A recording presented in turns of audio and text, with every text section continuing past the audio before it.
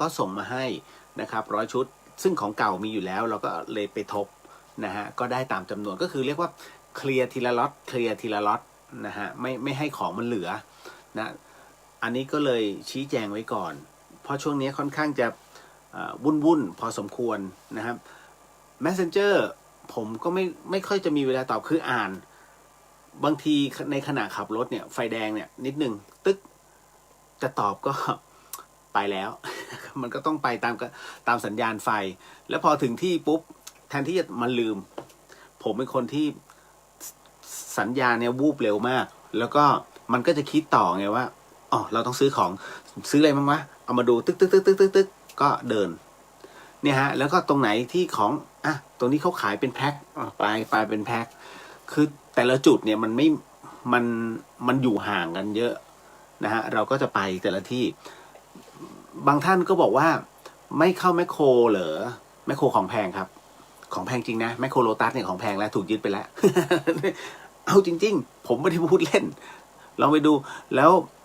คือตอนนี้โชห่วยที่เป็นร้านขายส่งอะราคาถูกกว่าแมคโครเยอะมากผมก็เลยเราต้องสำรวจราคาถูกไหมเราก็ต้องเอาประโยชน์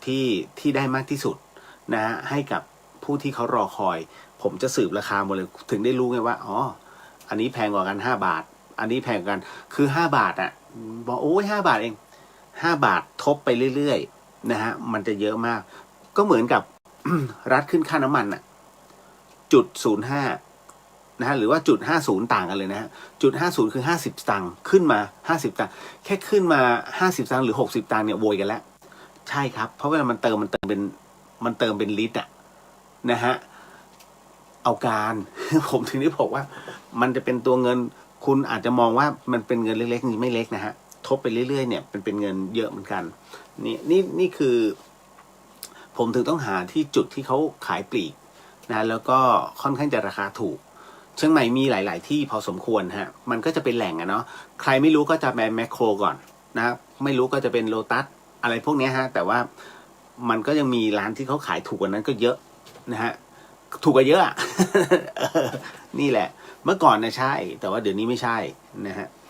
บางอย่างไม่ใช่ทั้งหมดนะฮะบางอย่างเอาล่ะก็เลยบอกว่าวันนี้ที่ไปเนี่ยนะฮะก็ไปจัดซื้อหลายๆอย่างพอสมควร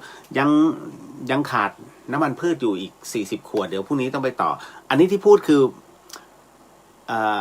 ผมจะต้องไปซื้อให้มันครบนะฮะแต่ว่าหลายๆท่านเนี่ยก็เอาหลายๆอย่างมาร่วมบริจาคตอนนี้ที่ยังขาดก็ยังมีผ้าอนามัยนะฮะมีผ้าอนามัยขนมพอจะถูถ่ายได้อยู่นะฮะแล้วก็วันนี้ได้รู้แล้วว่าแบตเตอรี่สำหรับโซลาร์เซลล์ที่ครูต้องการนั้นเนี่ยนะฮะควรจะใช้แบบไหนนะฮะก็ได้รับคำตอบว่าควรจะใช้แบบแบต10 ล้อฮะยาวๆอันใหญ่แต่ว่ากำลังวัตต์ที่มันดึงมามันดึงได้น้อยนะฮะอย่างสมมุติว่าออกไป10 แอมป์เงี้ยมันจะดึงได้แค่3 แอมป์แค่นั้นฮะก็คือถ้าไฟออกกำลัง100 แอมป์อ่ะมันจะออกแค่30 แอมป์นะฮะแต่ถ้าเป็นของเขาเลยเป็นลิเธียมเลยเนี่ยสำหรับโซลาร์เซลล์เนี่ยออก70แต่การดูแลรักษายากครับเพราะฉะนั้นเมื่อไหร่ก็ตามที่มันหมดลงมันจะกลายเป็นขยะดอยทันทีมันเป็นขยะอิเล็กทรอนิกส์ทันทีเหมือนที่หลายๆปีที่ผ่านมาที่กระทรวงพลังงานไปติดนะฮะทุกที่มีโซลาร์เซลล์หมดนะฮะมันแปลกมากประเทศไทยมีงบติดตั้งแต่ประเทศไทยไม่มีงบ maintenance เพราะฉะนั้นแบตเนี่ยมันหมดอายุมันมีอายุการใช้งานพอหมดเสร็จปุ๊บทุกอย่างคือขยะดอยจริงๆตอนนี้โรงเรียนบนดอยเนี่ยที่ประสบปัญหาคือเรื่องแบตเตอรี่ไปติดให้เขาแล้วไงแรกๆอะเฮ้ไฟฟ้าแต่พอมันพังปุ๊บไม่มีงบไงเพราะแบตตัวหนึ่งหลายหมื่นนะฮะเมื่อก่อนเนี้ยแบตลิเธียมเนี่ยมันเกือบแสนแต่ว่าราคามันก็ลดลงตามปีลงมานะฮะตอนนี้ก็ตกประมาณ10,000 กว่านะฮะอันนี้แค่ก้อนเดียวนะเพราะฉะนั้นเนี่ยก็เลยมีผู้แนะนำว่าให้ใช้แบตเตอรี่ของ10 ล้อเนี่ยเป็นแบตยาวๆเลยนะฮะ3-4 ก้อน แล้วการดูแลรักษามันง่ายเพราะว่าเติมน้ำกันและถ้ามันหมดอายุเนี่ยครูสามารถเอาขึ้นหลังรถแล้วไปคือเอาไปเปลี่ยนได้นะเปลี่ยนแผงข้างในนะฮะก็นำกลับมาใช้ใหม่ได้ซึ่งเสียเงินไม่เยอะเห็นไหมก็เลยมองว่ามันออกน้อยหน่อยแต่เมื่อใช้หลายๆก้อนมันก็น่าจะคุ้มกว่าผมก็เลยตัดสินใจว่าเดี๋ยวจะไปติดต่อแล้วก็ดูแบตเตอรี่ขนาดใหญ่ของ10 ล้อนะฮะก็ดูสัก3 ชุดจะดูราคาซึ่งก็ยังไม่รู้นะว่าเท่าไหร่ ก็เดี๋ยวจะต้องพรุ่งนี้ไปสืบราคาก่อนผมจะเป็นอะไรที่ต้องสืบราคาก่อนซื้อนะฮะไม่ใช่อยู่ๆบุ่มบ่ามเข้าไปซื้อเลยไม่นะฮะอันนั้นแหละนั่นคือคำตอบก็เลยอันนี้บอกเอาไว้ว่าเนี่ยฮะแล้วก็ทางช่อง8โทรมาผมก็ตกใจช่อง8โทรมาได้ไงนะรู้ได้ไงปรากฏว่าทางฝ่าย PR ของช่อง8เนี่ยเขาได้เพจไอ้ตัวเนี้ยอิ่มบุญอุ่นกายน้องไปได้ยังไงก็ไม่ทราบนะฮะก็เลยส่งมาให้ทางทีมงานช่อง8ติดต่อมาผมจะมีข่าวหลวงพี่อีกเหรอ เฮ้ยอะไรวะปรากฏว่าเขาบอกว่าเขาจะทำแอคทิวิตี้ด้วยแต่ผมก็เลยบอกตอนแรกก็มันจริงหรือเปล่าหรือว่ายังไงนะฮะผมก็เลยแบ่งรับแบ่งสู้แต่พอตอนหลังน้องเขาพูดออกมาเราก็เข้าใจแล้วโอเคถ้างั้นเนี่ยสามารถที่จะโคกันได้พูดคุยกันได้นะฮะเขาก็เลยเอาเรื่องราวตรงนี้ของผมเนี่ยกลับไปปรึกษาฝ่าย PR ของทางช่องก่อนนะฮะคือไม่ได้รังเกียจหรอกว่าใครจะมาร่วมไม่ร่วมมันไม่มีปัญหาฮะการไปช่วยเหลือฮะผมได้อยู่แล้วไงนะฮะเพียงแต่ว่าให้รู้ที่มาที่ไปแบบบอกมาแบบงงๆไงผมก็เลยงงๆนะเลยจริงป่าววะหรือว่าเขามาหลอกวะคือเราก็ไม่ได้รู้จักเป็นการส่วนตัวเพราะว่าน้องที่ช่อง8เนี่ยพอผมบอกชื่อไปเนี่ยน้องเขาก็อึ้งนิดนึงแบบเฮ้ยไม่รู้จักจริงเหรออิ่มมันดังจะตายในช่องนะฮะก็เลยยัง50-50แต่ว่าน้องเขารับเรื่องไปแล้วนะฮะก็ไม่รู้แล้วแต่เขาร่วมไม่ร่วมนะฮะแต่อันนี้ก็บอกไว้ก่อนหลายๆท่านที่มีความประสงค์ส่งของมาคำนวณดีๆนะผมจะปิดรับประมาณวันที่16เพราะว่า17ผมจะแพ็คของ17-18เนี่ยขออภัย18-19จะแพ็คของ20ขึ้นของหมายถึงว่าเมื่อแพ็คเสร็จแล้วนะฮะ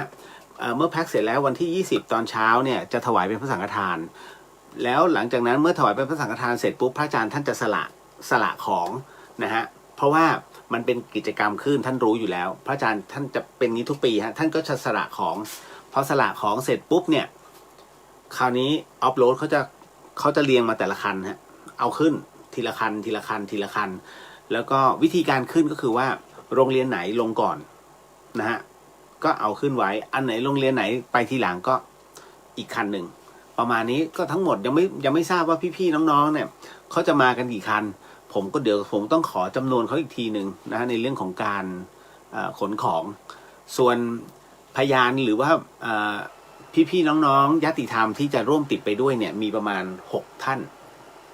นะฮะก็เลยบอกเขาไปว่าให้เตรียมเต็นท์กับถุงนอนมาด้วยเพราะมันหนาวแล้วอย่างหนึ่งมันนอนเต็นท์นะครับไม่ใช่ว่า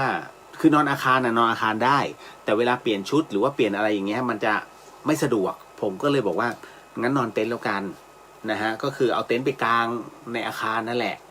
นะฮะเพราะอย่างมันซับความเย็นได้ด้วยมันจะกันให้อุ่นในระดับหนึ่งแต่ถ้านอนกลางแจ้งเหมือนพวกผมโหดฮะ อันนั้นโหดมากท่ามกลางน้ำค้างนะครับเพราะว่าน้องบัดดี้ผมเขาจะเอาเครื่องปั่นไฟไปที่โรงเรียนไม่มีไฟนะครับผมถึงได้บอกว่าอิ่มบุญอุ่นผมพูดกับช่อง8แบบเนี้ยว่าเดี๋ยวถ้าไปกับพวกพี่ต้องเตรียมดีๆนะเพราะโรงเรียนที่พี่ไปทั้งหมดไม่มีไฟนะฮะน้ำไฟเข้าไม่ถึงถ้าน้ำไฟถึงพี่ไม่ไปเขาก็อึ้งนะนะไปคิดดูก่อน4x4ธรรมดาไปได้นะฮะเพราะว่าทางไม่โหดมากอันนี้ทางระดับ C บวกนะเอาถ้าเพิ่มเกรดนะก็มันก็ไม่ B เพราะว่ามันถ้า B มันต้องโหดขึ้นมาหน่อยนึงนะฮะแต่ทางกลับน่าจะ B ประมาณนะฮะแต่ถ้าระดับ A คือปีที่แล้วโอ้โหคุณเอ๋ยคว่ำไป2 คันอันนั้น A นะครับก็ เรียนคร่าวๆโดยประมาณว่าอันเนี้ยมันเป็นโครงการอิ่มบุญอุ่นกายน้องนะฮะเพราะว่าวันที่20เนี่ยหลังจากที่ขึ้นของเป็นที่เรียบร้อยทุกคันแล้วเนี่ย21เนี่ยเดินทางกันแต่เช้านะฮะแล้วก็จุดหมายห้วยปูเลยซึ่งมันต้องไปเส้นทางของเสมิงอำเภอเสมิงฮะแล้วก็ขึ้นไปเรื่อยๆไปจนถึงกัลยาณิวัฒนาไปจนถึงอำเภอวัดจันทร์จะถึงจะเข้าไปอำเภอตัดลัดเขาอะเข้าไปอำเภอเมืองแม่ฮ่องสอนก็คือห้วยปูเลยนั่นแหละครับก็ลำบากไหมไม่ลำบากเท่าไหร่แต่มันจะไปลำบากประมาณ8 กิโลสุดท้ายคำว่า8 กิโลอย่าคิดว่าอุ้ยนิดเดียวนะ ลองดูเอาแค่1 กิโลดอยอ่ะ เดี๋ยวคุณก็จะรู้โอ้โหพี่ขนาดนี้1 กิโลนั่นแหละฮะก็บอกเอาไว้ก่อนนะครับว่ามันกำหนดการมันเป็นอย่างนั้นพอถึงวันที่เล่าให้ฟังก่อนนะครับว่ากำหนดการมันประมาณไหนนะไม่ใช่หมายกำหนดการนะผมเห็นน้องๆบางคนเขียนไม่ว่าจะเป็นงานศพหรือว่าเป็นงานฉลองอะไรต่างๆกันเองเงี้ยหมายกำหนดการใช้ไม่ได้นะฮะหมายกำหนดการนี่ใช้ได้กับพระองค์เดียวฮะ นะฮะใช้ได้แต่กับพระมหากษัตริย์ส่วนอย่างเราใช้คำว่ากำหนดการนะฮะอันนี้คือความถูกต้องเอาความถูกต้องก่อนนะพอมาถึงตรงนี้นะครับวันที่20เดินทางแล้วก็ถ้าถึงเร็วจะทำการแจกเลยนะฮะไม่รีรอฮะเลี้ยงข้าวของเสร็จปุ๊บแจกเลยนะฮะแล้ววันที่21นั้นก็จะทำกับข้าวเลี้ยงเด็กแล้วก็ชาวบ้านทั้งหมดเพราะว่าครูเขาบอกว่าโหดีมากนะครับเพราะว่าที่นี่มันแล้งแค้นมากเอาง่ายๆผัดซีอิ๊วอะผมมองเอาไว้แล้วเขาบอกว่าผัดซีอิ๊วเขาไม่ได้กินมาประมาณ3 ปีกว่า นั่นคือคณะล่าสุดที่ขึ้นไปทำผัดซีอิ๊วให้เขานะฮะแล้วชาวบ้านชอบก็เลยโอเคก็เลยเดี๋ยวจะทำผัดซีอิ๊วก็จะให้พี่ละออท่านช่วยนิดนึงนะฮะแกเก่งมากในเรื่องของการทำอาหารแล้วก็จากนั้นก็เดินทางต่อนะครับไปสู่เขตอุทยานห้วยน้ำดังนะฮะมันจะผ่านห้วยน้ำดังเลยที่สวยๆแต่เราไม่ได้หยุดแค่นั้นฮะเราต้องไปด้านหลังดอยฮะก็คืออ้อมห้วยน้ำดังไปอีกลงไปเรื่อยๆไปเรื่อยๆจนกระทั่งถึงดอย30,000นะครับก็จะไปหยุดที่โรงเรียนดอย30,000ค้าง1 คืนเพื่อที่จะทำการมอบสิ่งของอีกชุดหนึ่งพร้อมกับข้าวของแล้วก็คอมพิวเตอร์ให้กับครูที่นั่นนะพร้อมกับนักเรียนด้วยอันนี้ก็เลยแจ้งเอาไว้พอ23เช้าปุ๊บหลังจากที่รับประทานอะไรกันเรียบร้อยก็เดินทางกลับนี่คือกำหนดการนะฮะไม่ซับซ้อนแต่ก็ไม่ง่าย เพราะมันเดินทางสุดจริงๆฮะโอ้ยคือประมาณว่าเหนื่อยนะฮะอันนี้ก็นี่คืออิ่มบุญอุ่นกายน้องทุกที่ที่ไปเนี่ยต้องมีไฟสำรองกันไปเองแต่ละคันนะฮะ เอาละก็รู้สึกว่ามีหลายๆท่านที่ร่วมกันอย่างวันนี้คุณกรุงก็จัดส่งหม้อมาให้นะฮะน้องอีกคนหนึ่งก็จัดส่งหม้อชุดมาให้นะฮะคือทั้ง2โรงเรียนเนี่ยค่อนข้างจะขาดแคลนนะฮะในเรื่องของคือหม้อที่เขาทำให้เด็กพอเสร็จปุ๊บมันก็จะทะลุ1 ใบคุณใช้มาเกือบ10 ปีนะฮะให้ไปเถอะ นี่แหละแล้วก็อันนึงที่ผมลืมถาด ถาดนี่คือทำอะไรเวลาครูทำกับข้าวเสร็จปุ๊บครูก็จะต้องตักอาหารมาใส่ถาดเพื่อถาดนะเป็นอาหารแต่ละชุดเสร็จปุ๊บก็จะตักให้เด็กผมลืมนะฮะก็เดี๋ยวจะไปดูสัก3 ถาดนะฮะน่าจะพอแล้ว นะเดี๋ยวขอดูก่อนนะฮะเพราะทยอยซื้อไงปัจจัยหมดไปเยอะแล้วนะ นะฮะดูเฮ้ยมันก็ไม่เยอะนะแต่ทำไมมันแพงจังวะผมเพิ่งมารู้ของมันขึ้นนะฮะก็ไม่เป็นไรนะครับอันนี้ก็ ชี้แจงเอาไว้ว่าสิ่งที่กำลังทำอยู่มันประมาณไหนแล้วก็ทำจริงๆแล้วก็วันที่เดินทางก็เดี๋ยวจะถ้ามีโอกาสผมจะบันทึกเทปนะฮะก็จะบันทึกนะในเรื่องของการเดินทางเอามาตัดต่อโชว์ซะนี่แหละโอ้คนเดียวมันก็ไม่ไหวนะหัวหน้าคณะด้วย นะฮะทำทุกสิ่งอันอ่ะแล้วจากนั้นมีอะไรอีกวันนี้ก็ไม่มีอะไรได้แต่คุยกับทางคุณครูนิดนึงเช็คจำนวนนักเรียนก่อนนะฮะแล้วก็เตรียมจะดูเป้เล็กๆให้เขานะฮะในเป้ก็จะเป็นพวกขนมนะฮะแล้วก็เป็นอะไรเล็กน้อยของเล่นใส่เอาไว้ให้น้องแล้วเวลามามอบเนี่ยมอบทีละคนตึ้งเขาก็จะได้ของตรงนั้นในเป้ด้วยนะฮะส่วนชาวบ้านก็จะเป็นถุงนะฮะเป็นถุงยางชีพนี่แหละก็จะแจกให้แต่ละครอบครัวนะฮะก็เลยอันนี้วิธีการนะฮะก็ขอบพระคุณทุกท่านนะฮะหลายๆท่านเลยน้องออฟก็คุณแม่ฝากกุ้งแห้งมาให้บอกตัวใหญ่ โอ้โหผมกรี๊ดเลยกุ้งแห้งอย่างเงี้ยปลาหมึกแห้งอย่างเงี้ยต้องการครับนะฮะเพราะว่าบนดอยเขาไม่มีแล้วคิดว่าอาจจะต้องเจียดบางส่วนของน้องออฟอะทำอะไรสักอย่างหนึ่งแล้วก็กินให้เขาดูอย่าสงสัยนะฮะทำไมต้องทำโชว์เพื่อกินให้เขาดูต้องกินอะไรที่แปลกเมนูแปลกๆเขาไม่กินนะคุณสมมุติว่าคุณไปทำสปาเกตตี้เนี่ยสปาเกตตี้หมูสับเขาไม่กินนะเฮ้ยเชฟมาทำด้วยตัวเองเลยอร่อยโคตรไม่กินก็จะปล่อยเขาจะดูอะไรอะ อะไรอะเอาข้าว เอาข้าวกับไข่แค่นั้นจริงนะฮะอะไรที่แปลกอะเขาไม่กินยกเว้นว่าคล้ายๆเห็นในห้างใช่ไหมฮะนิดนึงลองหน่อยค่ะลองหน่อยค่ะนิดนึงค่ะอย่างนั้นเนี่ยแต่พอเขาเข้าปากปุ๊บถ้ามันอร่อยสำหรับเขาเอานั่นน่ะ นี่คือแบบนั้นจริงๆฮะสังคมที่นั่นคือนานๆจะได้รับรู้เรื่องราวเพราะว่าเด็กอ่ะไม่มีโอกาสเข้ามาในเมืองใหญ่ๆนะฮะแค่ลงมาที่เชียงใหม่ได้ก็กรี๊ดแล้วฮะถ้าลงไปกรุงเทพคงช็อกตายอ่ะ นะฮะคือความอลังการของวิวัฒนาการบ้านเมืองน้องไม่เคยเห็นไงนะฮะเขาเห็นแต่ในภาพนะฮะเขาเห็นในแต่โทรศัพท์มือถือคนดอยเขามีโทรศัพท์มือถือนะทำเป็นเล่นไปอย่างนั้นเจริญเลยมันเป็นโทรศัพท์มือถือซึ่งเวลาลงไปที่อำเภอเนี่ยเขาก็จะเหมือนกับว่าจะใช้โทรทีหนึ่งนั่นน่ะ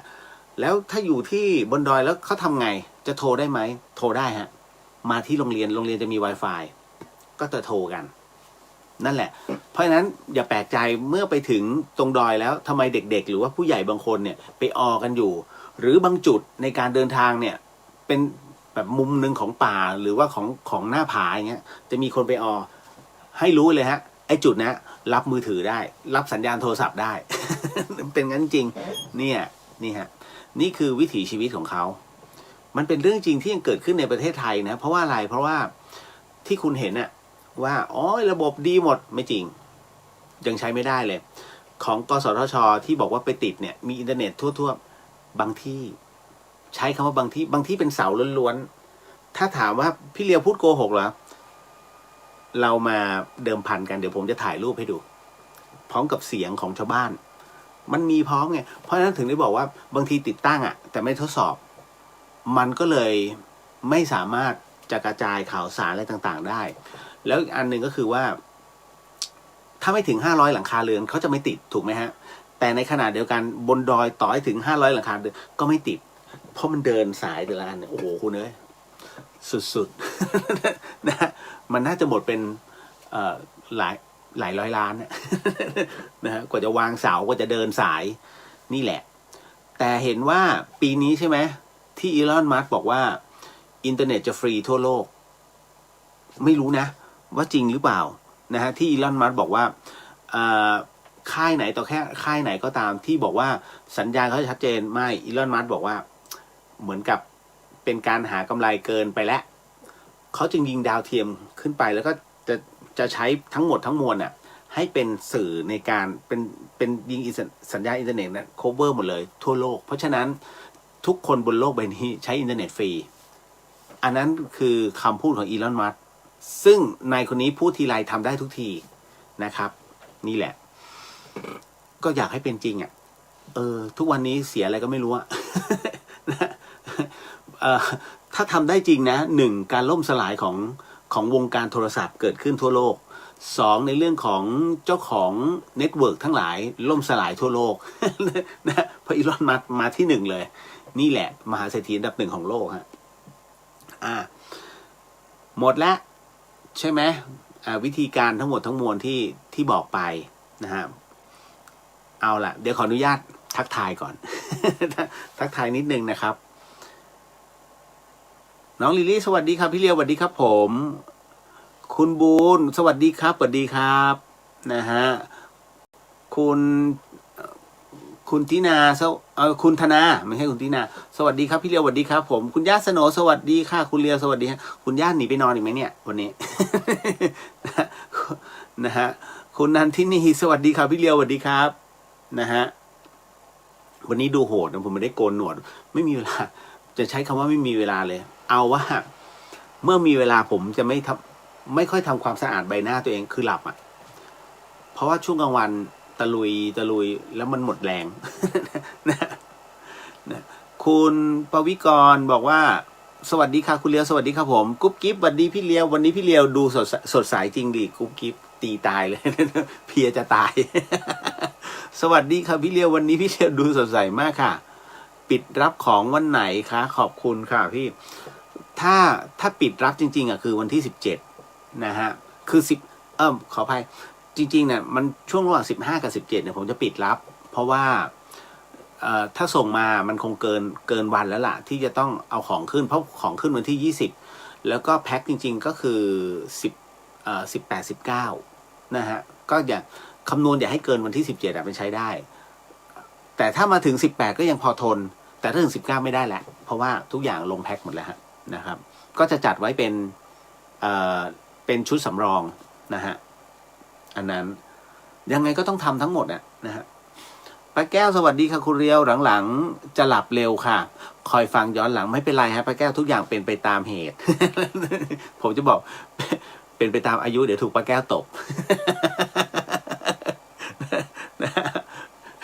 คุณปฐมพรสวัสดีค่ะสวัสดีฮะคุณกุ้งสวัสดีค่ะคุณเรียวหม้อต้มส่งให้พรุ่งนี้นะคะโมทนาสาธุครับขอบพระคุณมากนะคุณกุ้งน่ารักมากกุ้งโทรมากุ้งนะเนี่ยกุ้งสั่งตรงนี้ไปแล้วกลัวว่าซื้อผิดก็ผมบอกอะไรก็ได้เป็นชุดอะคุณกุ้งแต่ว่าอยากได้ที่หม้อใหญ่ๆเพราะว่าเสร็จปุ๊บปรากฏว่าคุณกุ้งเก็ตเร็วมากงั้นสั่งถูกแล้วเพราะหม้อใบใหญ่เพราะเขาต้องคือครัวเวลาทำกับข้าวไม่ได้ทำเฉพาะแบบครอบครัวนะคือเลี้ยงนักเรียนทั้งหมดอ่ะมันต้องหม้อใหญ่ไง สุดท้ายซื้อถูกฮะโมทนาสาธุฮะกุ้งนะพี่สุสวัสดีค่ะน้องเรียวแล้วก็ทุกท่านน้องแหม่มใช่ค่ะอีลอนใช้ดาวเทียมค่ะนะคุณธงชัยสวัสดีครับพี่เรียวสวัสดีครับผมนะผมก็วาดหวังอ่ะอีลอนทำเร็วๆ ทำเร็วๆไม่อยากเสียค่าอินเทอร์เน็ต นะฮะต่อมาเจงสวัสดีค่ะสวัสดีครับผมพี่เจี๊ยบสวัสดีจ้าน้องเรียวยังไม่นอนรอเวลา5 ทุ่มโถรีบนอนฮะยิ่งตัวเองยิ่งไม่สบายอยู่ นะฮะอันนี้น้องแม่บอกว่าสวัสดีครับพี่เลียววันนี้เพลียมากคิดว่าจะไม่ได้ดูพี่เลียวสุดท้ายต้องดูอ่ะ เหมือนเดิมติดฝิ่นนะคะ คุณฟังไม่เข้าใจใช่ไหมครับว่าติดฝิ่น จริงๆคนถ้าคนทำงานเขาจะรู้กันเหมือนกับอีกหนึ่งรายการหรือว่ารับงานนอกเวลาอะไรพวกเนี้ยเขาเรียกฝิ่น มันเดี๋ยวบางคนเฮ้ยเขาเล่นฝิ่นกันเหรอไม่ใช่เข้าใจใหม่เป็นศัพท์ภาษานะฮะต่อมานะฮะคุณปริญญาสวัสดีครับพี่เลี้ยวสวัสดีครับผมนะฮะคุณสาวินีสวัสดีค่ะนะฮะคุณจินนชาจริงนะคะใบชารุ่นที่บ้านชอบต่างกัน10 บาทเนี่ยแต่โชห่วยไม่มีทุก แต่โชว์หวยไม่มีทุกอย่างครบภายในจุดเดียวกับเดินช็อปเล่นได้ นะฮะคุณต้นดีครับพี่เลียวสวัสดีครับผมนะฮะคุณต้นบอกว่าแบตเตอรี่อายุการใช้งานแค่2ปีใช่ใช่ใช่เขาก็บอกไว้อายุการใช้งานแค่2ปีนะหรือว่า2ปีครึ่งมันไม่ได้เป็นมากกว่านี้แต่ว่าในการแมนเทนแนนซ์เนี่ยมันง่ายกว่าลิเธียมเพราะลิเธียมเนี่ยมันอยู่ได้หลายปีนะฮะประมาณ5-6 ปีอะหรือว่าต่ำกว่านั้นแต่เวลาหมดอายุคือพังเลยมันครูจะไม่มีงบตรงนั้นไงนะฮะอันนี้เข้าใจเลยเพราะว่าน้องเขาให้เลือกผมก็เลยเลือกว่าแบตเตอรี่ดีกว่าดึงหน่อยนะฮะค่อยๆดึงแต่ว่าเวลามันง่ายกับครูถ้าสมมติมันจะหมดอายุปุ๊บครูเอาขึ้นหลังรถได้แต่อีลิเธียมเนี่ยขึ้นหลังรถแล้วไงต่อมันแพงไง นะไอเนี่ยมันแค่หลักร้อยหลักพันนิดๆนะฮะไม่เวลาเติมน้ำกลั่นหรืออะไรพวกนี้ไงฮะนั่นแหละอันนี้เข้าใจครับโอ้ดีมากนะฮะคือผมเองไม่มีความรู้ผมก็เลยต้องถามผู้รู้หลายๆคนแล้วเขาก็ให้เป็นตัวเลือกมานี่แหละ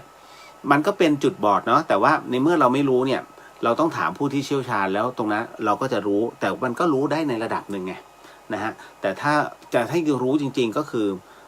คุยกับคนติดตั้งนี่แหละซึ่งผมกำลังหาอยู่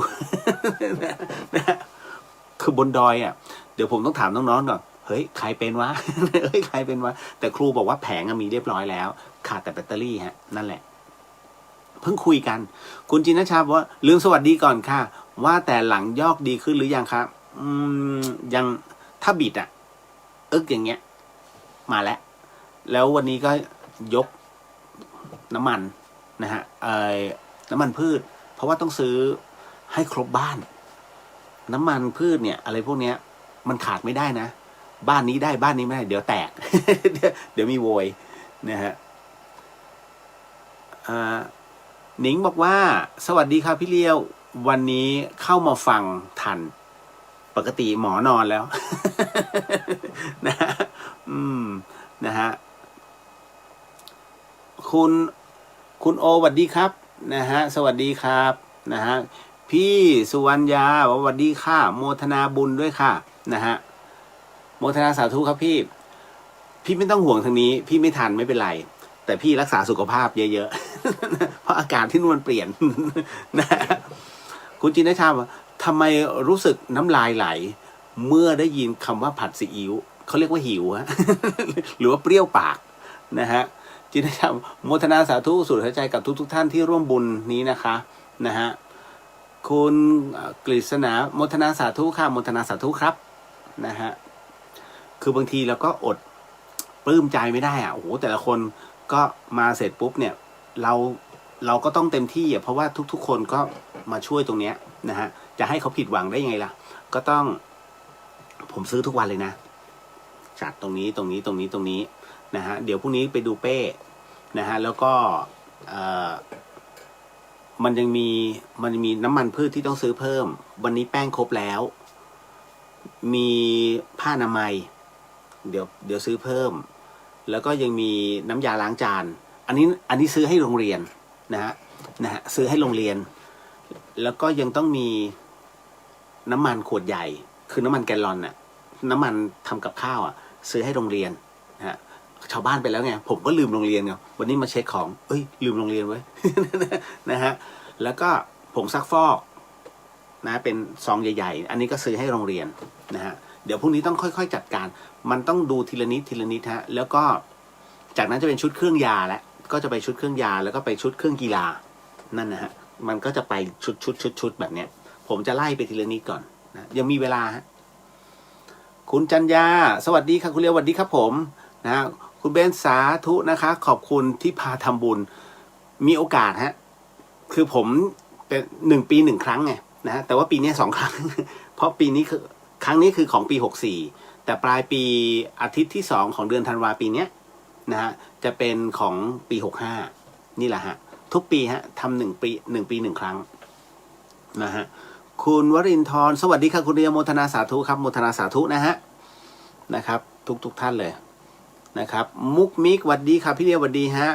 เบนบอกว่าสวัสดีค่ะเมื่อวานดูคนคุยคนตอนของพี่เพิ่งเคยดูรายการนี้ครั้งแรกดูหลอนมากค่ะเกรงว่าจะมีผู้ร่วมฟังด้วยที่ไม่ใช่คน อืมจิตมันหลอกนะฮะคือผมก็ไม่รู้หรอกรู้สึกว่าตอนแรกที่มาตอนแรกผมนึกว่าอีจันไม่ใช่ไหมครับน้องที่มาคุยอ่ะเขาทำเพจอีจันมาก่อนแต่ว่าเขามาทำบางอ้อนั่นแหละแล้วหนุ่มคงเอาตรงนี้ไปตัดต่อใหม่อีกทีหนึ่งนะฮะโอ้ย3 ปีแล้วนะฮะก็เล่าที่สตูดิโอนี่แหละของธรรมสถานมีสตูดิโอนะฮะเพราะว่าผมจะผลิตสื่อให้กับวัดดวงแขนะฮะเป็นรายการธรรมะนี่แหละธรรมะเชิงท่องเที่ยวบ้างเป็นธรรมะหรือว่าเป็นบุคคลพิเศษอย่างพระกู้ภัยอย่างเงี้ยฮะนะฮะเอาง่ายๆอย่างตอนหนึ่งก็คือที่ภูมิใจมากที่ออกช่อง 9ด้วยก็คือหลวงพี่หนุ่มบนวัดไฟหินจากนักเลงคนกินเหล้าขี้เมาอย่างเดียวฮะหลวงพี่หนุ่มเนี่ยเมาจนวินาทีสุดท้ายคุณจริงๆนี่ผมพูดเรื่องจริงนะเมาจนวินาทีสุดท้ายก่อนที่จะโกนหัวแล้วใส่ชุดขาวจริงๆฮะในขณะที่ยังใส่ชุดเรียกว่าชุดนาคอะกลิ่นแอลกอฮอล์ยังคลุ้งอยู่เลยแกตัดสินใจบวชตรงนั้นเลยแล้วตั้งแต่วันนั้นเป็นต้นมา21 รูปในรุ่นนั้นปัจจุบันเหลือหลวงพี่หนุ่มรูปเดียวฮะเหล้าเลิกไม่แตะผมเลยเป็นห่วงแกมากเพราะแกกินเหล้าต่างน้ำอันนี้พูดกันตรงๆเพราะว่าแต่คุณผู้ฟังที่ฟังทางสถานีวิทยุเนี่ยสิ่งที่ผมเล่านะฮะมีตัวตนจริงๆนะฮะท่านยังเป็นพระอยู่ที่วัดฝายหิน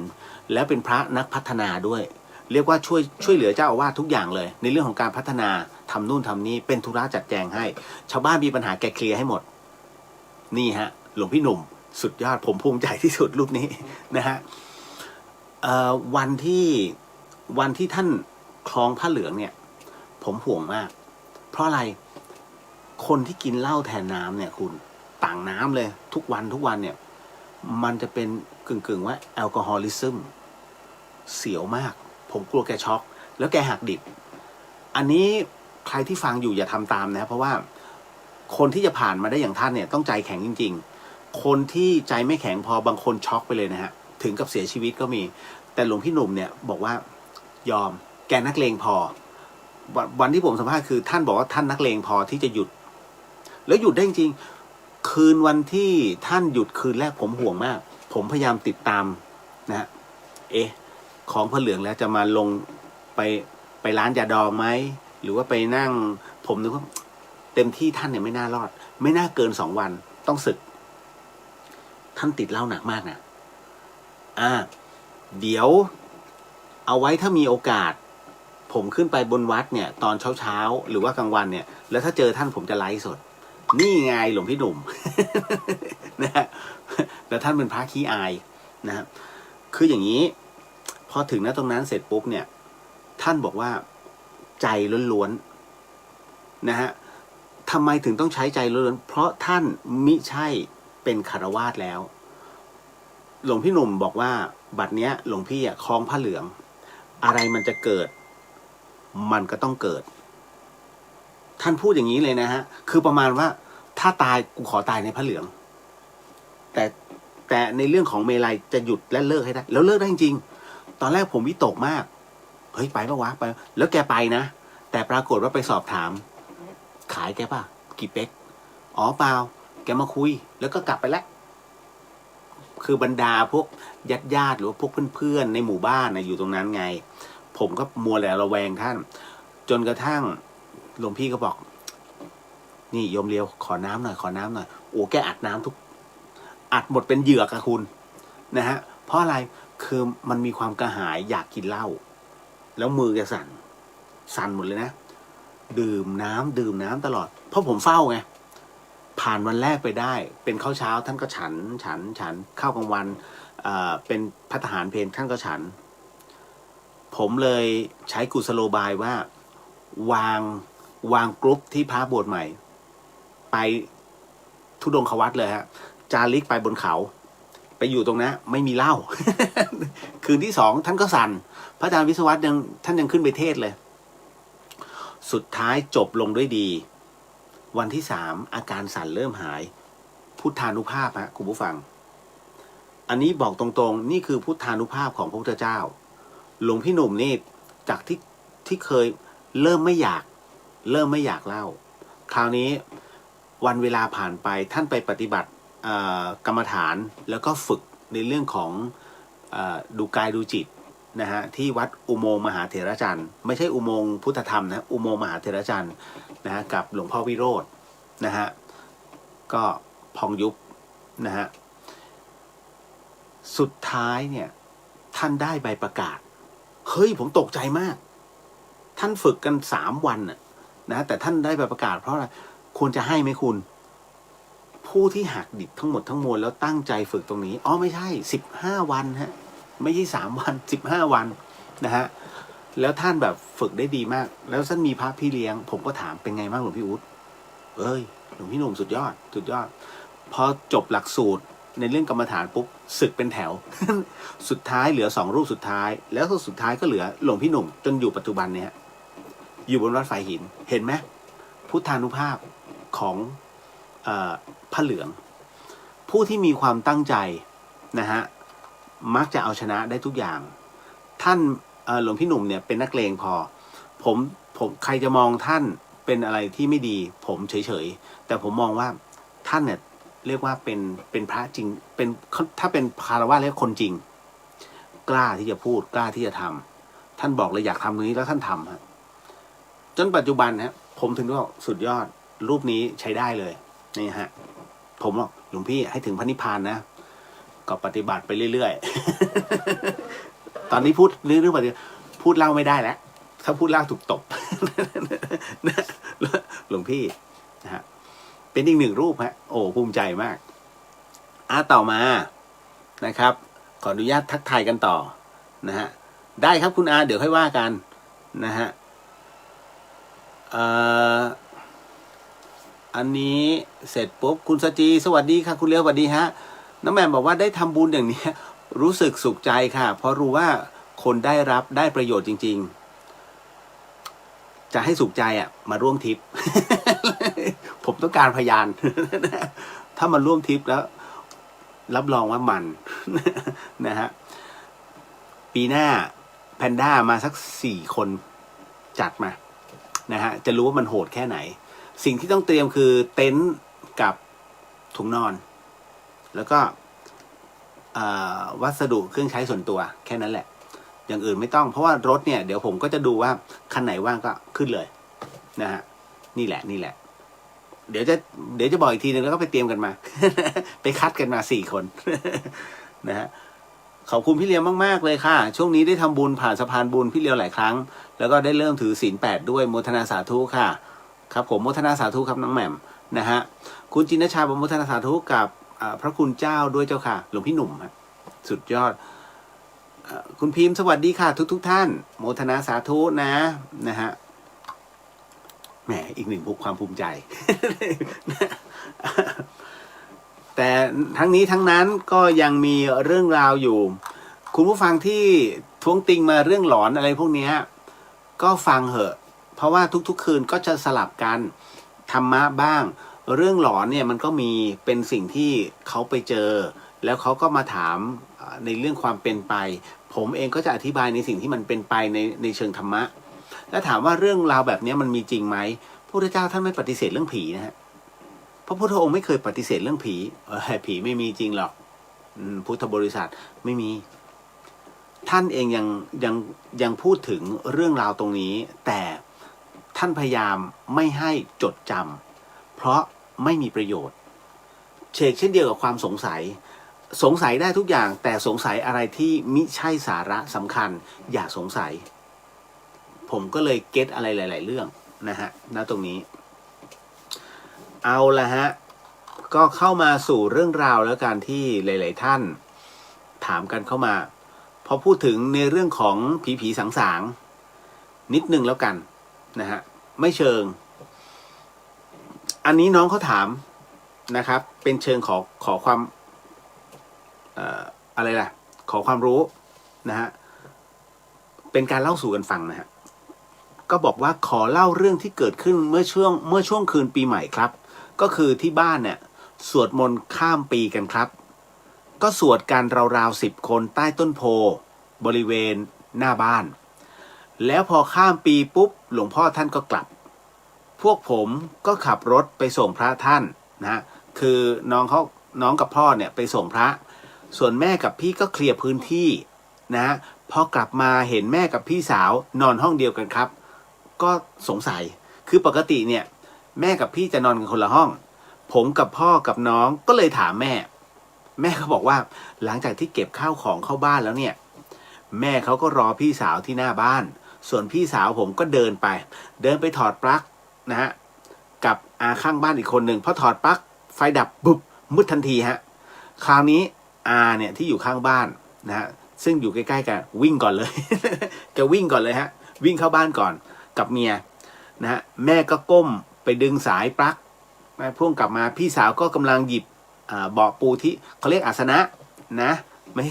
นะหยิบเบาะปู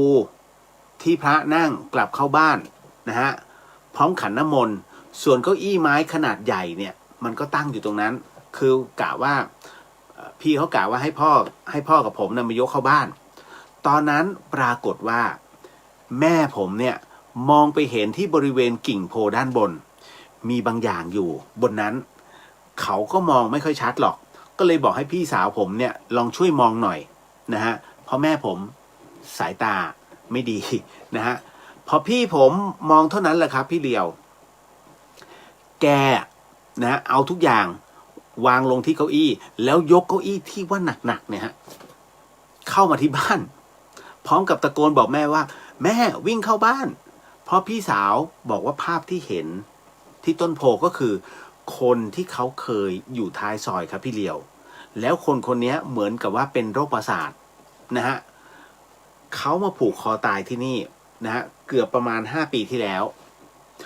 อยู่ๆวันนี้มาโผล่นิวเยียร์กันแบบนี้ผวากันครับผมเลยอยากถามว่าทำไมเขายังไม่ไปไหนล่ะครับพี่เลียวอันที่หนึ่งนะฮะถ้าเป็นเรื่องราวแบบนั้นถ้ามาปรากฏเรื่องราวแบบนั้นจริงๆเนี่ยนะฮะก็ถือว่าเขายังมีห่วงอยู่ยังมีห่วง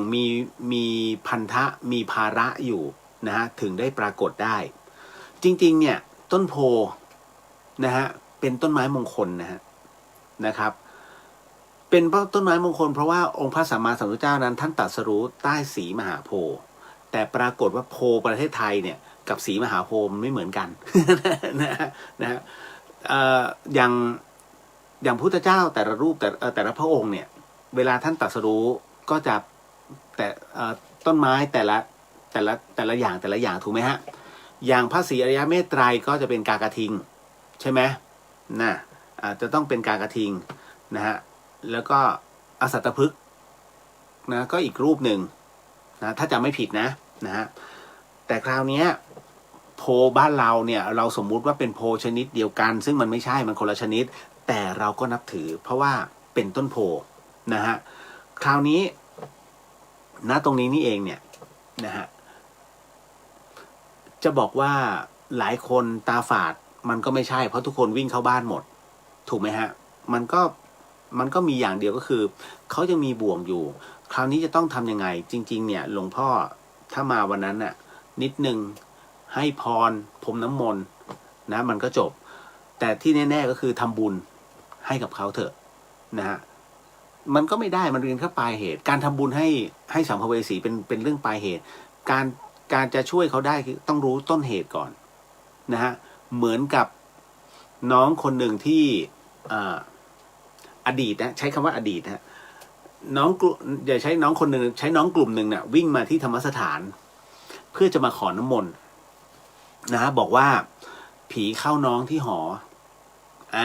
เราไม่บอกนะที่หอไหน นะฮะแล้วคราวนี้ผมก็เลยต้องถามว่ามันยังไงไหนลองว่ามาสิก็ปรากฏว่ามันเป็นอย่างนี้ฮะเขาจะมีรับน้องหอนะฮะเมื่อก่อนมันจะมีรับน้องหอเหมือนกับว่า คนกลุ่มมันจะมีกลุ่มหนึ่งอ่ะที่ค่อนข้างจะ